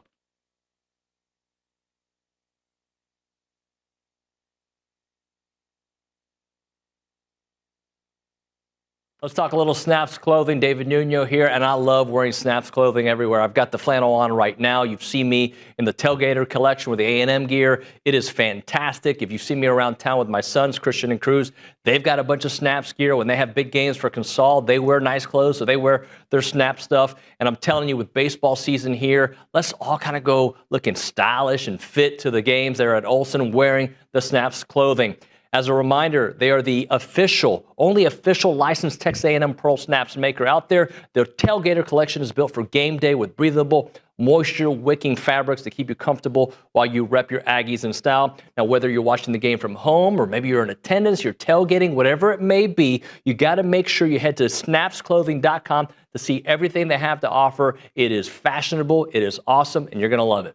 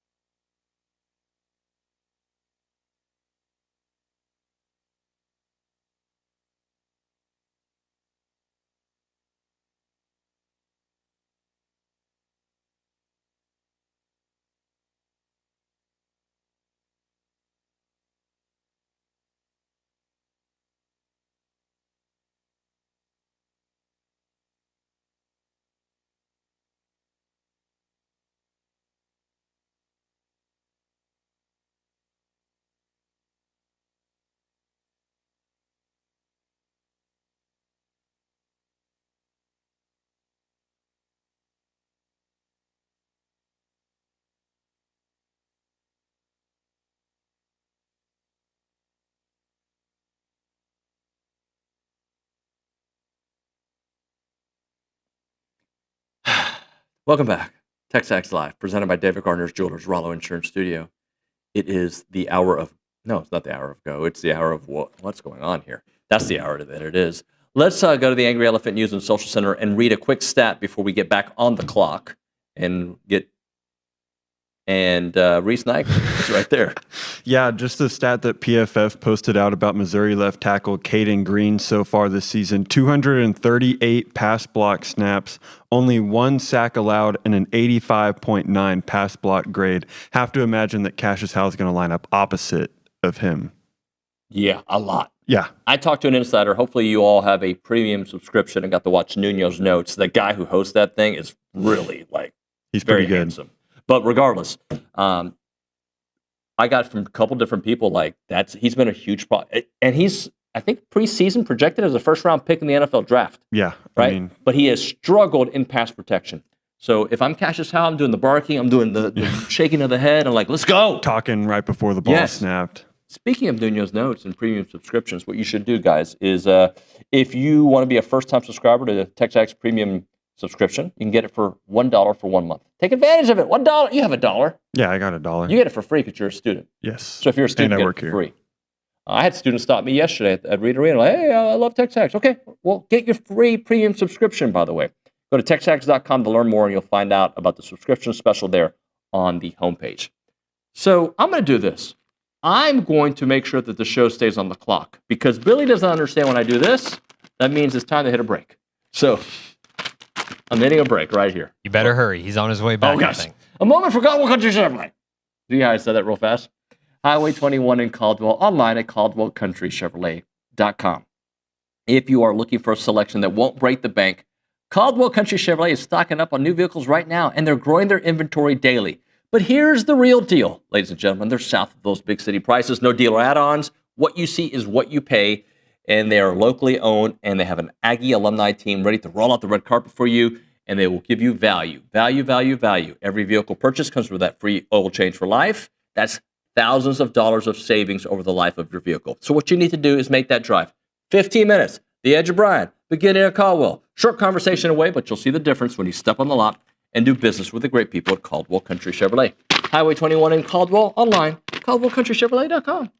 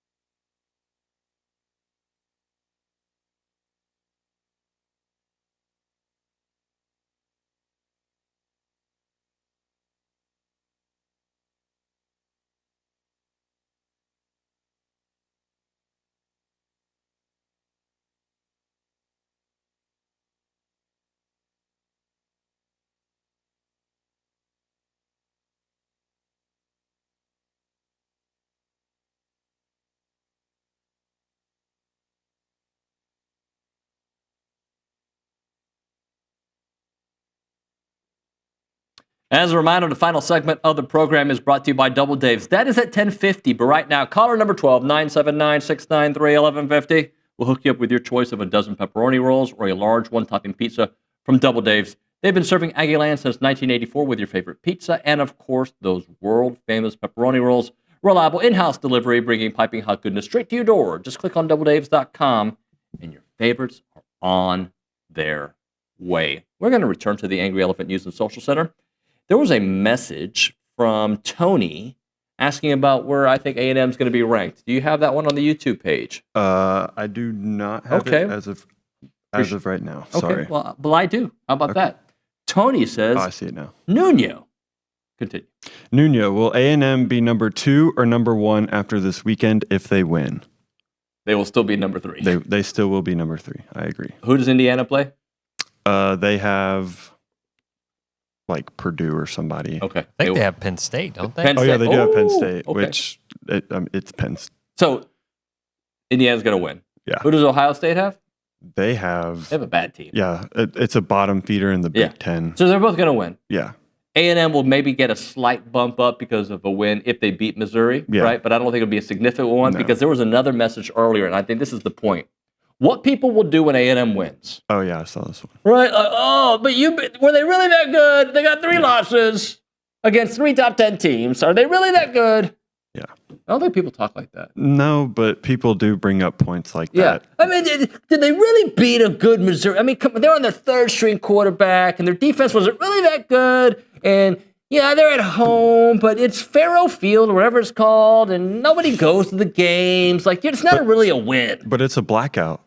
They're having a but does anybody midday actually blackout. wear black? Like, does it really matter? Like, that's what they're going to say. Yeah, people are always going to find something, and my dad and I have this conversation, like in today's college football, like you could nitpick just about every team if you wanted to. It's not just college football. It's everything. Well, yeah. In social media, toxicity, politics, everybody. Whatever you say, they got a counter, right? I'm not saying what team I'm on, but anyway, they got a counter, right? Yeah. Everybody for everything. It might not even be right either. You can't even eat a good meal in this world because there's somebody out there in the lobby probably saying that wasn't good. Yeah, somebody's going to hate on Buppies or 1775. No, they don't hate on those two. No, they're not on them. There's got to be somebody who No, will, but they're there's wrong. no negative words about them at all. But they're wrong. But I ask you why. There's no negative words about them. No. I'm saying like real world, like, I don't know, like somebody probably talks bad about Nick. That's dumb. Nick is really good at being His name is average. David Nuño. I have never said anything poor about you in front of you. By the way, Reese, you just got a lesson in broadcasting live on air from David Nuño, and you didn't even know it. Yeah. I took you to school, brah. 6'7". Somebody yelled at yesterday during a free throw. Oh, yeah. That A&M was shooting. Yeah, and then he missed, and then he hit the second one, though, to get to 6'7", so everybody got to go like this. Yeah.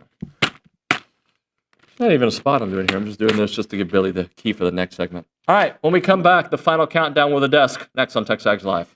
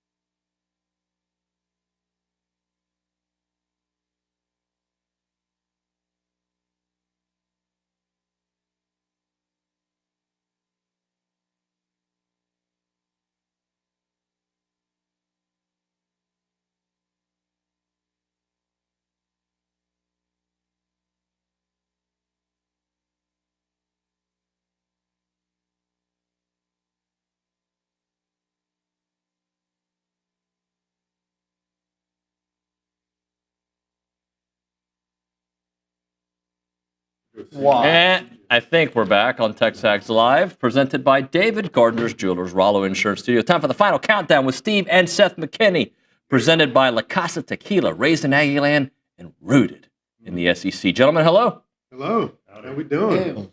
Hi. Howdy. We're going to need a napkin over here if we can go. You know what? If we didn't have a table, it would have been fine.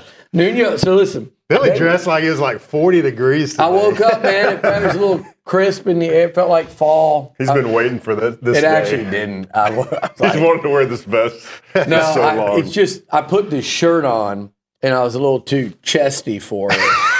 And I was like a little like tight. And I'm like, this is going to look ridiculous. So I put the vest on to take away from it. Good call. But I could have worn my game day, horizontal stripe script Aggie shirt. No, we did not play in this. We didn't get the memo. I'm sorry. Look at the visual of it. It's like the bookends. It's literally like two bookends on a shelf. What are we doing? Jeez. Oh, my goodness. What's up? Hey, let's do it. So we're going to make fun of anybody? I was just going to say this desk, they wanted to bring chairs out. We should have. It would have been comfortable great. chairs. It would have been nice. It would have been nice, but here's the deal. Nice fireside chat. It would be nice, except we don't do fireside chats on a Friday before an A&M football game when they're undefeated. That's right. It's serious stuff, man. Yeah, so I don't think it's smart to just be like, oh, we're 8-0. We're going to start just kicking back. Let's change fireside. Let's change it up. Let's get a pipe in here. No wonder we lost. The final countdown goes casual. God, trust me, you would get blamed. That would happen. If you don't think there'd be a thread like someone, there's going to be a thread that we did do the table now. They had to change the thing. If we don't change it and we lose, then what are they going to say? It was the table's fault. No, see now you've screwed everything. Good. Up. All right, Marty McFly, Sergeant Bilko.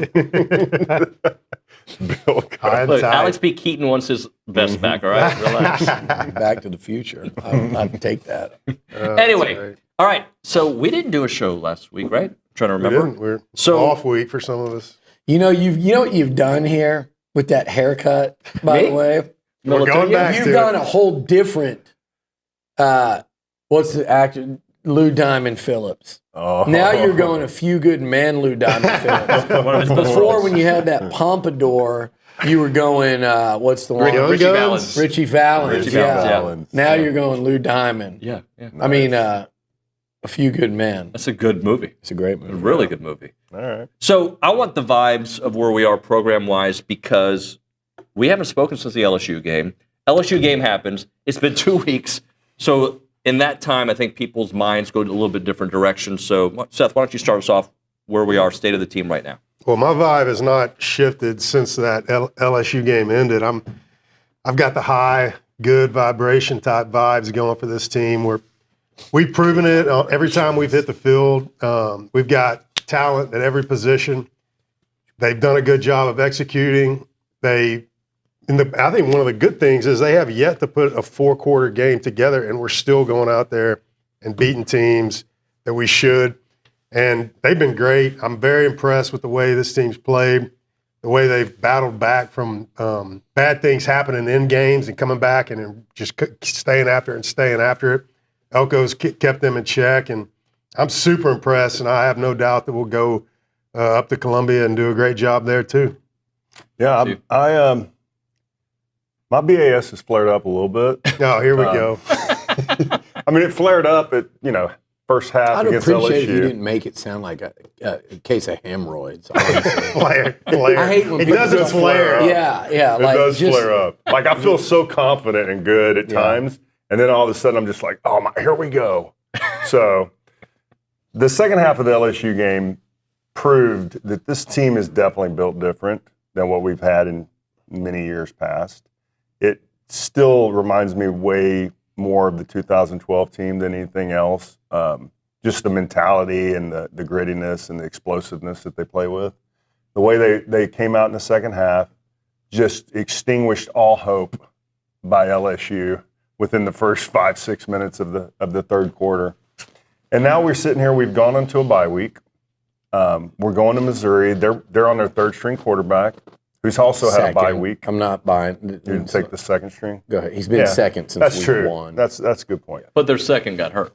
The second that got hurt. But he's been their second from game one. Third So in string other words, quarterback he's practiced as a second string all year. Does sound very dismissive, like he's not. Well, no, That's like the CFP committee's setting us up with that one. Well, no, my point is, if he's if he was the third string, it would mean that for the whole season he's gotten like no work at all with the ones, and he's gotten no reps in game, and he's gotten not even much work with the twos. But started the season at their number 3. But I get it, but you see the point I'm making. It's like Texas starting number 1, right? He's been practicing all year as if he's one play away. Yeah. So I'm going to retract that statement. Backup quarterback. We'll say he was the backup quarterback, and he's had a bye week. They've had time to prepare for this defense. Yep. Eli Drinkowitz is a very smart coach. He knows exactly who Mike Elko is. He knows the challenges he's going to face on third down. They've had 2 weeks to prepare for it. That doesn't mean they can solve the problems that we're going to create for them.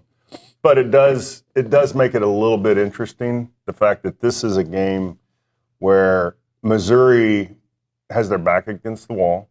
It's a must-win situation for them. I mean, for us, it's a must-win because if we win, we're in. Like, to me, you win this game, like you're in the college football playoffs. We've 100%. faced teams with must-win situations. We have. This will be like our 4th must-win opponent. Coaches, teams. Yeah. So to wrap it up, Seth, you just kind of finished where I was going. Oh, sorry. Thank you. Well, we're wearing the same shirt. We're thinking alike today. No, you're right though. This is a team that has been in these situations. They faced them. They went into Notre Dame, pinned their ears back, and came out of there with a victory. They did the same at LSU. They went to Arkansas and fought through a tough game and came out on top. We are built to go into a game like this and come out victorious. I really believe that's a good point. And that's I think this is a dangerous game. If you're not an Aggie and you're around the country and you're looking at this game, I think this is a dangerous game. I think A&M, if you're not an Aggie and you're looking at it, I think you'd be well within your right or scope or realm of reality to say this team should be on upset alert. I would say if there's an upset potential in a game this week, A&M-Missouri would be at the top. I think Georgia should be on alert at Mississippi State with the way Georgia's been playing, how competitive State's been. But this is one. So it's a tough environment. They haven't played at home in a while. You got the bye week. You got the unknown of a backup quarterback, but you've got a terrific running back. And if there is a weakness for A&M, they haven't been bad against the run. They've been bad at times. Yeah, spotty. Arkansas, particularly in the first half, even LSU in the first half, were creasing them a little bit. You go back to, I don't really count the early season, but there's been games and moments where teams have run well on this defense, and that's what Missouri has to do. And then defensively, I think this is, I don't want to say it's the best defense A&M's seen this year because statistically they are, but they're as good as anyone you've played on defense, whether that's Auburn. People talked up LSU, but they didn't have weeks. Florida, I think all these defenses. But look what we've done to those defenses. Yes. Exactly. Exactly. And here's my thing with it. You go Arkansas, what were they on? The whole country. Upset alert. Petrino and at night and his first game back and, Green and that offense. Notre Dame, desperate Notre Dame team. South Bend, they lost to Miami. They can't lose 2 in a row. It's their first game at home since playing for the Natty. At night, you get a kickoff return called back. You're facing 4th and 11 with the game on the line. Like Auburn, 3 times your defense has to take the field to preserve a win. Florida, 4th quarter, you throw a pick and they get the ball with a chance to tie it. Next thing you know, you win by 17. There's been in a million of these settings, down at halftime, like you said, against LSU, 35-0 run. Down 3-0 with 3 minutes left in the half against Mississippi State, 31-0 run. Like, they've answered every type of challenge every time, and I think this is just a week where they're going to have to do that again. And why would we not believe in them? And then as far as you flaring up over here, I'm like, I do consider, you don't want to lose this game because then it will flare up because then you'll be like, oh man, now South Carolina's a must win. And then you got to go to Austin and win, or you leave it in the committee's hands at 10-2, which I think would be fine. But just keep winning, man. Nuño, one of y'all said it, Seth, you did. You haven't played 4 great quarters. What does that look like? Yeah. What if I can't even Missouri imagine. had to bye week? What if Mike Elko had to bye week and Colin Klein and Bateman and this team got physically rested? Yeah. And they went out and said, yeah, we know, just like they did in the second half against LSU. Like, we know what everybody thinks. We know you guys think this is going to be a close 4-quarter game now because we're behind at halftime. But we know we're better, and we're going to go out and show it. What if they took the field against Missouri with that same confidence? Oh, well, they've got What the does that game ability. look I mean, if we go out there, to me, the keys of the game are getting them in 3rd and 6 plus. Mm-hmm. That way, that they got to make a decision. Are they going to run hardy or try to pass the ball with this freshman? And then the other thing is take advantage of what they give us if they go single high or try to load the box up. And if we can go over the top like we've been doing pretty much in every game in certain situations. So, I mean, they've got their hands full too. I mean, they are a good team, but I feel like we're better. I think we're going to go out there and execute, and that's going to be the keys to the game to me, are keeping them in 3rd and 6 plus, and then us being able to stay balanced like we are. And then when we do get into 3rd and long situations, having Marcel get us back on script the way he's been pretty much doing almost every game. Yeah, I mean, I know if I was Eli Drinkowitz going into this game, my game plan on defense, their defense, would be to stop us from running the football and force Marcel to throw the ball downfield. That would be my plan. I think everybody's and I think he's going to capable do that of the doing rest that. of the year. Yeah, and I don't think they can stop us from running the football.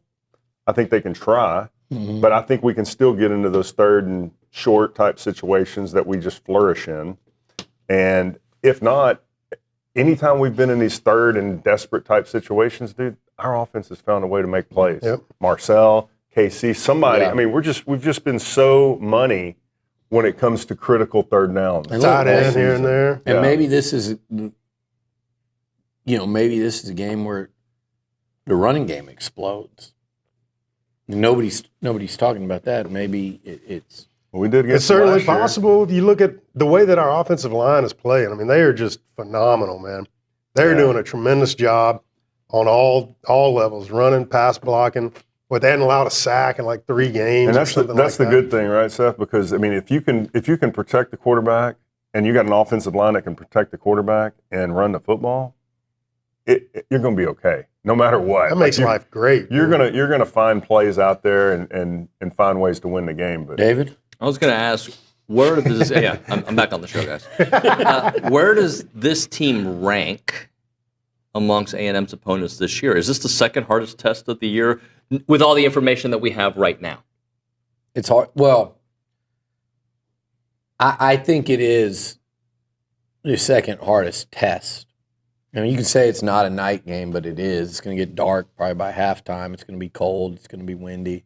I think it is in terms of tests. I don't think it might be, but I don't think they're the 2nd best team A&M's played. I mean, who's the 2nd best team? They might be. I'm saying they might be, but I think that's up for debate.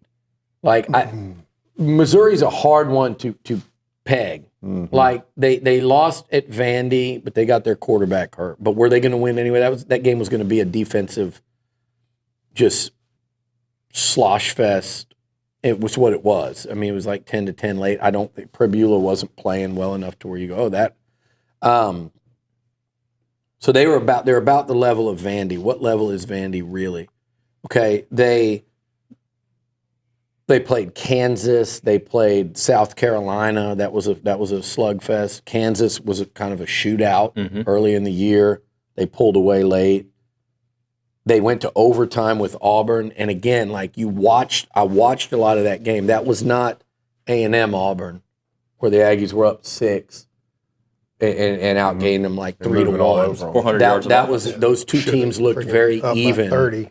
The Auburn and Mizzou looked very even that day. They went to overtime. So they're a tougher one to peg. The most impressive to me that Mizzou's been, I think this is relevant, was at home against Alabama. where they probably could have, should have beaten Bama. They had some things not go their way. Bama had a great fourth down completion that kind of bailed them out and helped them win. But then Missouri got the ball back and they threw a pick as they were about to get in the field goal range. So, but I'm the one that sits here and says, I'm not sold on Bama and all this BS that the country is selling you about them. So I think Mizzou, Auburn, I think Missouri and Arkansas would be a hell of a game. Shootout. I mean, I think they're well, let me ask you this, Billy. But I think it's the toughest test. Because Missouri is only averaging like 21 points versus SEC opponents.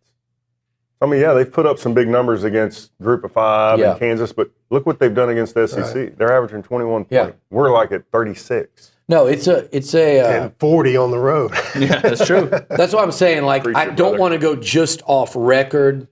And I don't think there's much difference between Vandy and Mizzou and a lot of the teams A&M's played. Like, do you not think Missouri and Mississippi State would be a really good game? Yeah. I think Mizzou and Arkansas will be very entertaining. I think that now Arkansas might quit by the end of the year, but I think what about Missouri and Florida? Yeah. I think that's a hell of a contest. So to me, my thing is, now this little deal right here just threw me off. Nuño does this. Just like a race, I'm trying to get the baton and talk a little bit. You want the baton, or are you trying to take us to a break? Well, I do need to do both. That's why we ignore you. That's why I need to do both. But here's what I'd say.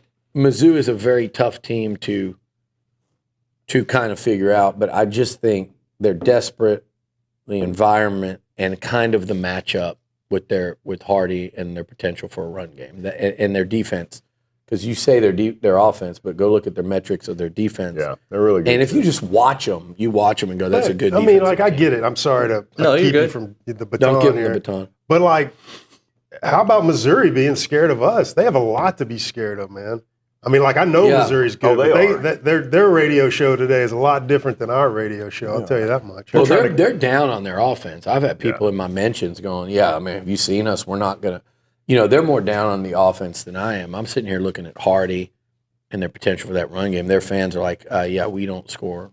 Yeah, points. So the question is, can we score 30 on them? Because they're not getting it. They haven't scored 30 on a real opponent this year. If we can score 30, it's game over. Well, and you can make the argument, guys, that I know I feel like we're going on a different page here, but you can make the argument this is the hardest stretch of football for A&M to play. Mm-hmm. Because we looked at the schedule, we looked at that middle part, having to go to Baton Rouge, and even Arkansas was interesting. But you can make an argument that Missouri and Texas might be your hardest stretch of the season in November, where you've already had a lot of practice. I don't think you can do that. I think he's just going crazy now.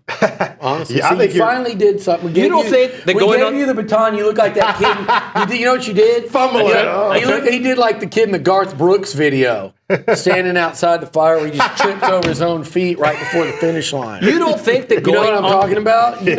You think it's going to be a close game against Missouri? You've called that, and you don't think going to Austin at the end of the year if they've clicked the hardest stretch? But you're comparing, I think, 3 straight road games. That's what I like. Plus Florida in front of that, who was Lenoris Sellers, untackable Sellers. I think Lenoris is good, but I don't think South Carolina. Going into the season, looking at this part of the schedule, like imagining getting out of that 3 road game stretch right here. Plus Florida the week before. So it was a 4-game stretch, and I know Florida's like they're down and out, but they've played everyone much more competitively than they did A&M at the end of the game. Yeah. So what I'm getting at, Nuño, is I disagree with you because there's a home game against – I know what Lenoris Sellers can do, and I know they've got a freak wide receiver, and they got a good running game, or good running back.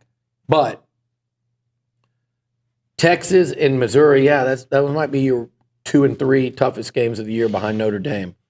But – you're talking about a 3-game road stretch that included Death Valley. I don't give a damn what anybody says. Yeah. Included Death Valley at night. It included the Florida Gators and all their talent. And it included Fayetteville, and then it turned into at night with all that craziness.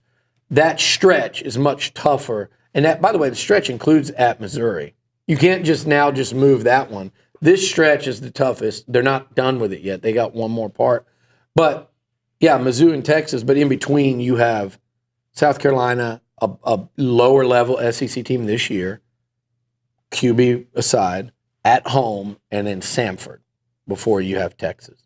So to me, I'm like circling this one going, if they win this and we go back, and how many of you, anybody listening, anybody at this table, including myself, including Nuño, like raise your hand if you had A&M going 5-0 in that Florida, Arkansas, or that 4-0 in that Florida, Arkansas, LSU, Missouri stretch. No. I don't think any of us would have. I would have, before the season, I would have taken 3-1. Now I want 4-0. Yeah, there you go. Let's hit a break. We'll come back with more from the Final Countdown, brought to you by La Casa Tequila. Right now, when it comes to preserving your farm or your ranch's legacy, it's not about capturing pretty pictures of your land. It's about telling that story of what that land means to your family and to the future generations, transferring those values that you built your operation on to those generations that will inherit it. Chance McClain and his team have interviewed thousands of people across this country, and they've discovered something profound about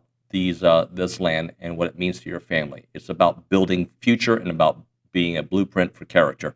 From timber farmers thinking in 100-year cycles to cattle ranchers preserving those traditions. Farm and Ranch Films capture the wisdom your grandkids are going to need. Check out yourheritagefilm.com, yourheritagefilm.com, and click on the Farm and Ranch portion of the website, or call them up 713-893-8341, 713-893-8341 to preserve not just your story, but your family's foundation.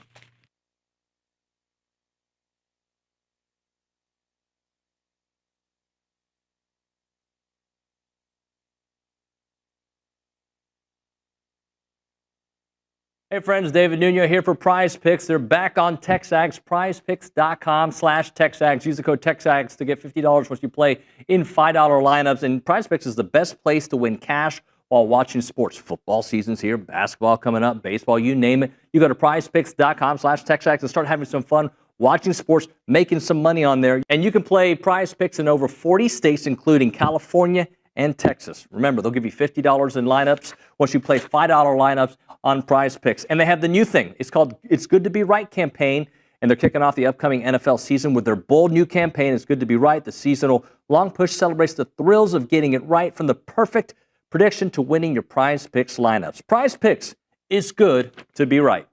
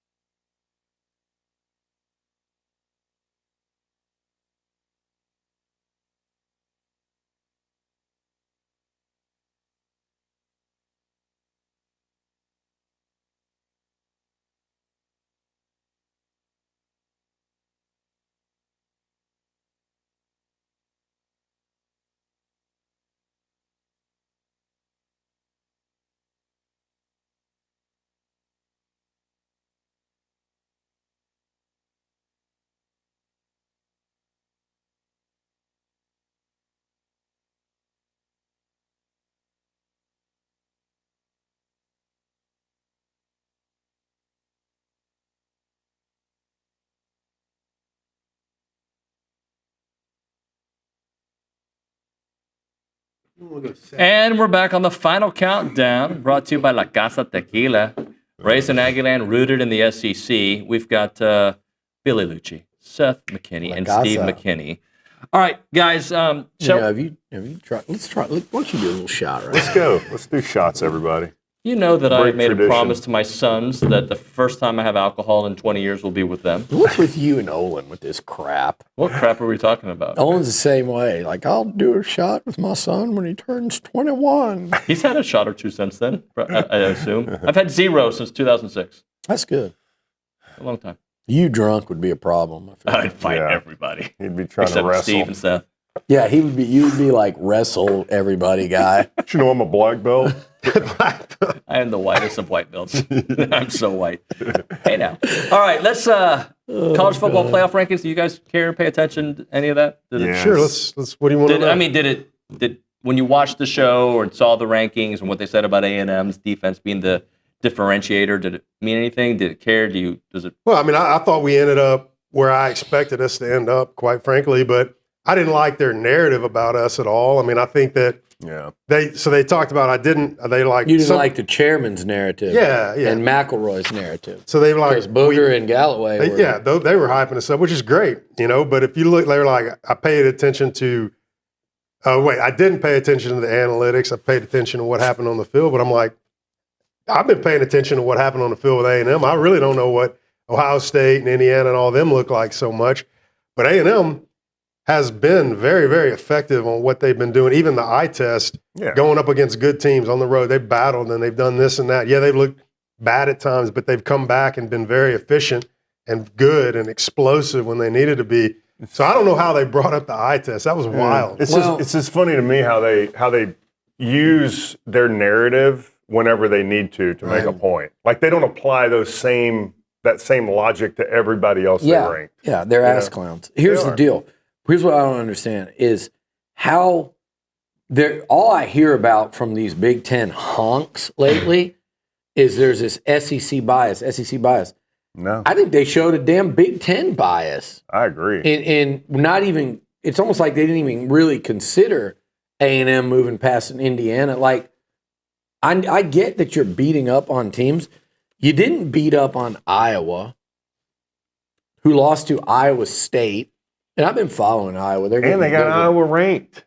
They're getting better and better. But Iowa lost to Iowa State, who's not even a contender in the Big 12 anymore. And Iowa pushed Indiana to their limit. Oh, Oregon's ranked really highly. What the green F has Oregon done this year to be ranked? Did you just make up a curse? Blue F. What they're doing is they're giving Oregon is riding the goodwill they built by beating Penn State in overtime. Yes. Mm-hmm. Yes. And Indiana is riding the beatdown that they put.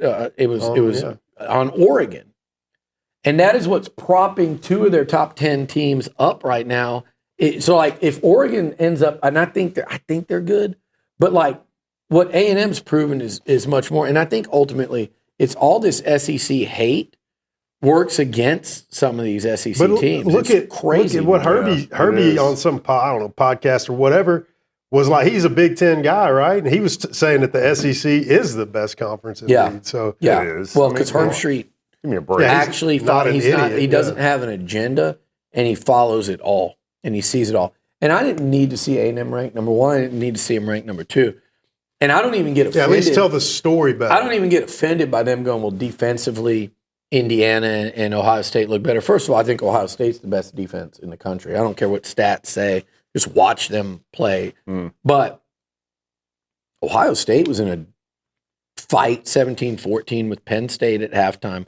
They were in a dogfight with Texas for most of that game before they went up 14-0. It was 7-0 for much of that game. Texas, this is a Texas team that got their ass kicked by Florida. I know what we're doing with Texas right now around the country. It's all anyone's talking about. 2 of their last 3 games, they were getting humiliated by Mississippi State, and they almost lost. They beat Mississippi State and Kentucky in overtime. Mm-hmm. We'll see how much they talk about Texas next week. And that is the best thing that Ohio State's done this year. Yeah.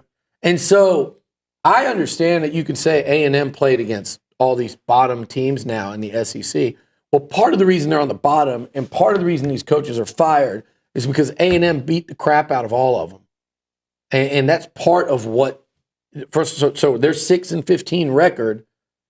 Doring pointed that out this morning when I was on SEC Network. Their 6-15 record without A&M is 6-10, or whatever. It was 6-20. It's 6-15, whatever.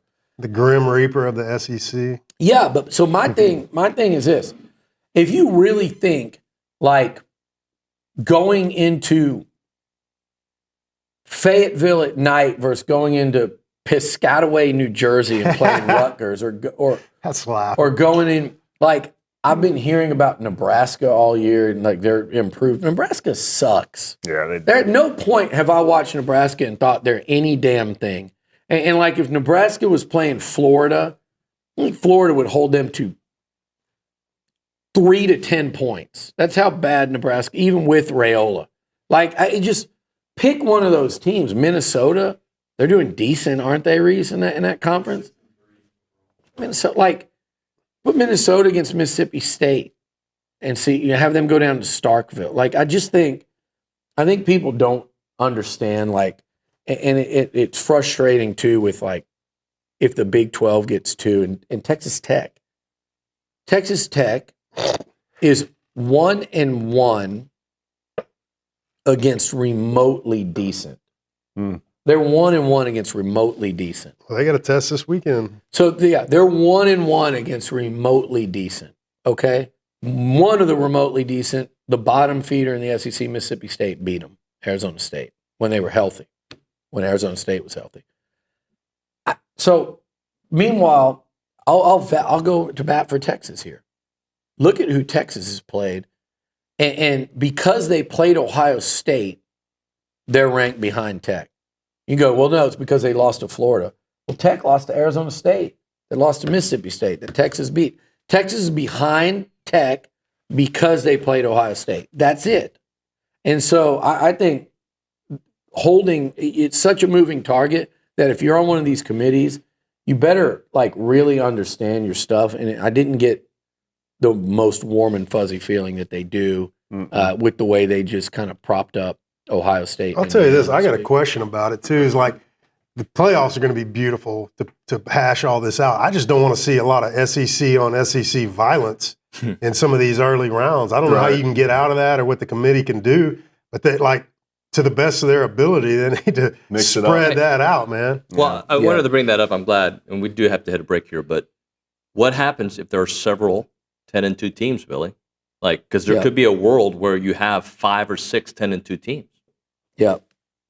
Well, the SEC should get 5 in my opinion, if you have that situation. It's going to be hard.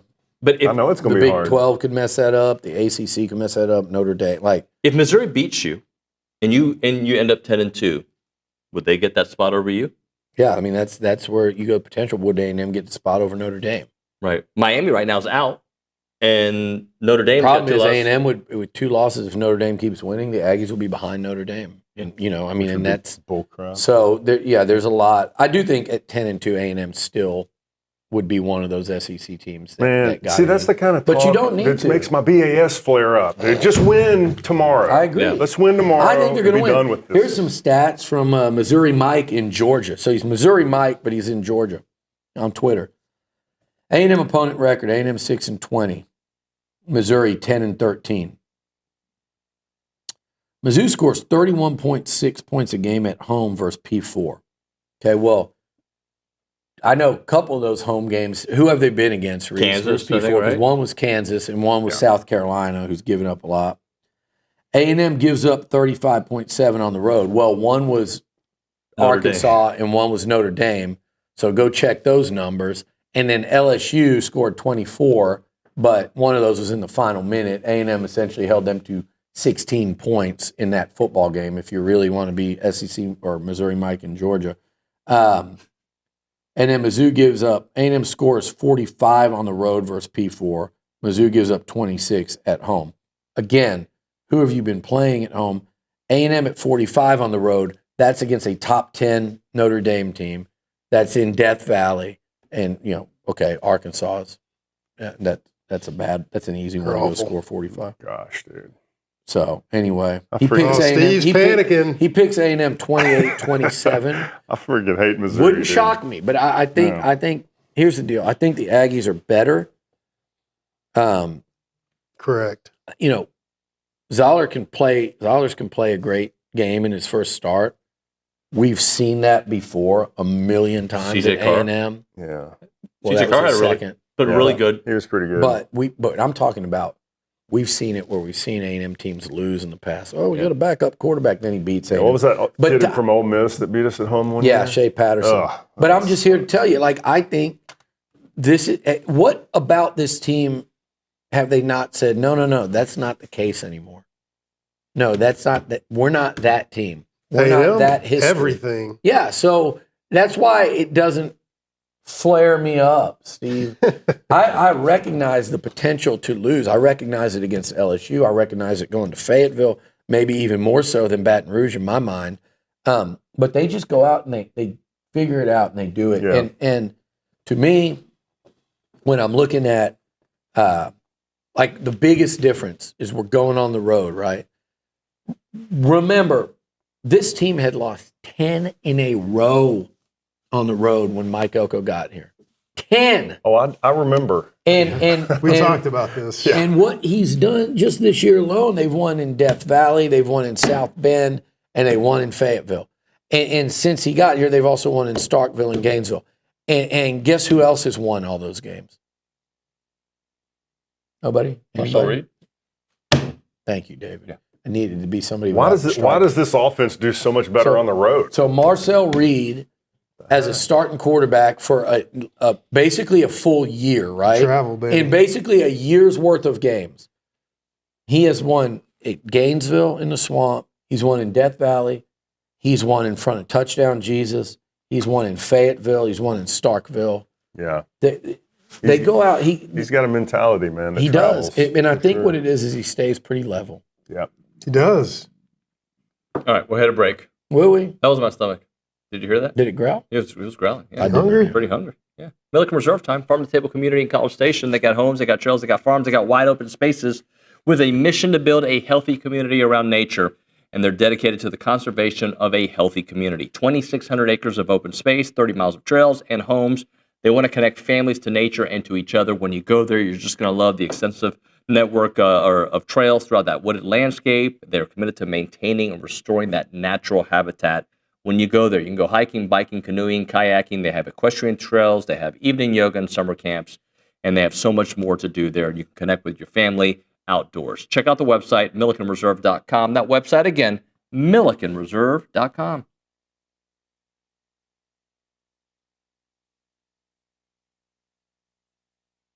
Everyone, David Nuño here for Allen Honda. Had a great conversation with them earlier today. John Allen's the owner. He's been here forever. And also their GM, Rusty Skinner, great guy. Wonderful conversation. They're super local. They're a family-owned dealership, not some massive auto group. And they treat their customers like family because they basically are family. They're Aggie alums. They love Aggie sports. And they've been serving the Brazos Valley with integrity, with passion, and commitment to excellence for over 50 years, which is very rare, by the way, for the independents because people trust them. And that's why they've been doing it for such a long time. Whether you're looking to buy, lease, or service your vehicle, you can count on them for transparent, no-pressure experience that puts your needs first. And I can attest to it. Had a great conversation about my own situation with them. Their knowledgeable sales team will help you find the perfect Honda to fit your lifestyle, from fuel-efficient sedans to versatile SUVs. Leasing options are flexible and affordable, making it easy to drive the latest models with confidence. And when it comes to service, their certified technicians only use genuine Honda parts to keep your vehicle running at its best, whether it's routine maintenance for major repairs or whatever it may be. And we know that trust isn't given, it is earned, and that's why generations of local drivers right here in the Brazos Valley and Bryan College Station keep coming back to Allen Honda. As part of the community with Aggie spirit in their hearts, they are here to make everyone's visit wonderful. So visit their showroom or their service lane and find friendly, efficient, and memorable situations when you go to Allen Honda. Come see why so many College Station and Bryan drivers choose Allen Honda for their automotive needs, and remember, gig 'em.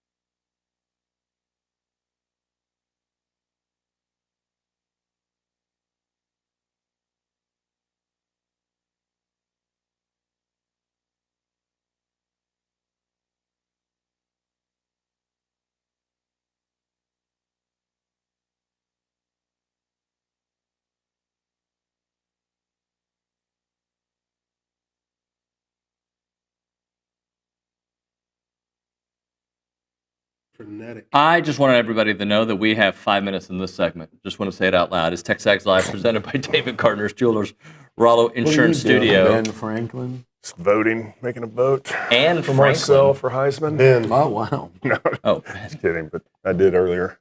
It is the final countdown with Steve and Seth and Billy, presented by La Casa Tequila. It's time for the Freak of the Week. It's the Freak of the Week. Yes. We're dialed in, baby. Steve, would you I'm like going to to take. start? Go ahead. What? I was going to take it. Go ahead. David preempted me. No, go Oh, ahead. yeah. Come on. please. Bring it. All you do Bring is it this sit here way. No, try Steve, to hog go. the mic and interrupt. Go, Steve. It's ridiculous. It is ridiculous. All right, am I going, David? Yes, please. All right. I thought Seth was going. My pick's pretty simple this week, man. I'm going Mario Craver. I think that this is the week where we're going to have to throw the ball a little bit. I think they're going to really load up on the run, force us to throw it. I'm banking on our receivers to be explosive and Marcel to be dialed in. So give me Mario Craver, 100-plus yards receiving. Oh, wow. All right. I actually really like that one. My freak is going to be the guy that's getting him the ball, because it's going to be very important for him to make hay when they do have the single high, and they're going to try to force us to run the ball, which I feel like we're going to be able to do effectively, but they're still going to make us do that. So we have to do what we have to do to get the ball in the Craver's hands and people like that.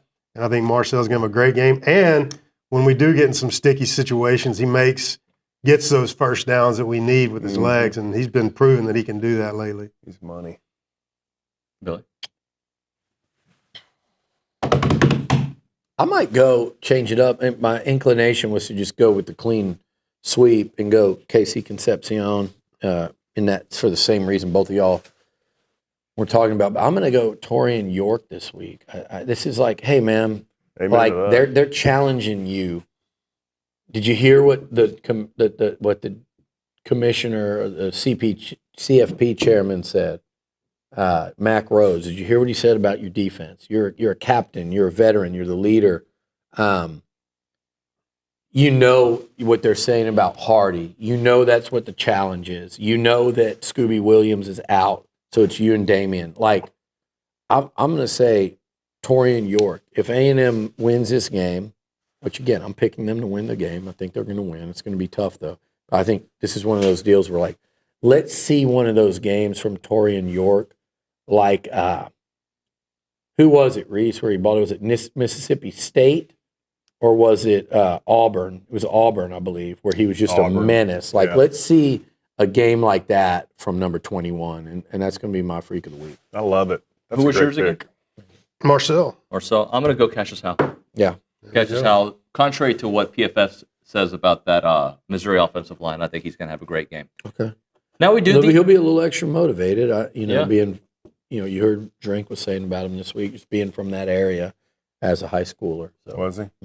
Nice. Time for the Sleeper of the Week, brought to you by the Sleep Station. Go see Jared McLeod and ask about the Tempur-Pedic or the Purple mattress. Jared, I'm coming. Coming for purple. Are you? Tempur-Pedic, purple. You've been saying that for a few Yeah, weeks. a couple years. A lot of talk I'm coming over here about for purple. a purple or a Tempur-Pedic. No, Frigidaire. Frigidaire? I thought that was a fridge. Yeah, they don't make sense. Heirloom. Okay. All right. So now, can we start off with Seth? That'd be awesome. There we go. I'm going to go with, we got Scooby out, and I'm going to go with Sanford. I think he's going to, along those same lines what Billy was just talking about, I think he's going to have a great game for us and ball out, and he's going to have to step up and to take his spot. So This is not a game you don't want to have Scooby. That is unfortunate because, and even if they don't have him next week against Sellers, like these are games you really want and need him. But every time Sanford's been called upon, he's stepped up and been a playmaker. Yeah. I mean, my point of saying that is you want all three of them. Yeah, that affects your depth a little bit, I guess. I'm going to go with Reuben Owens.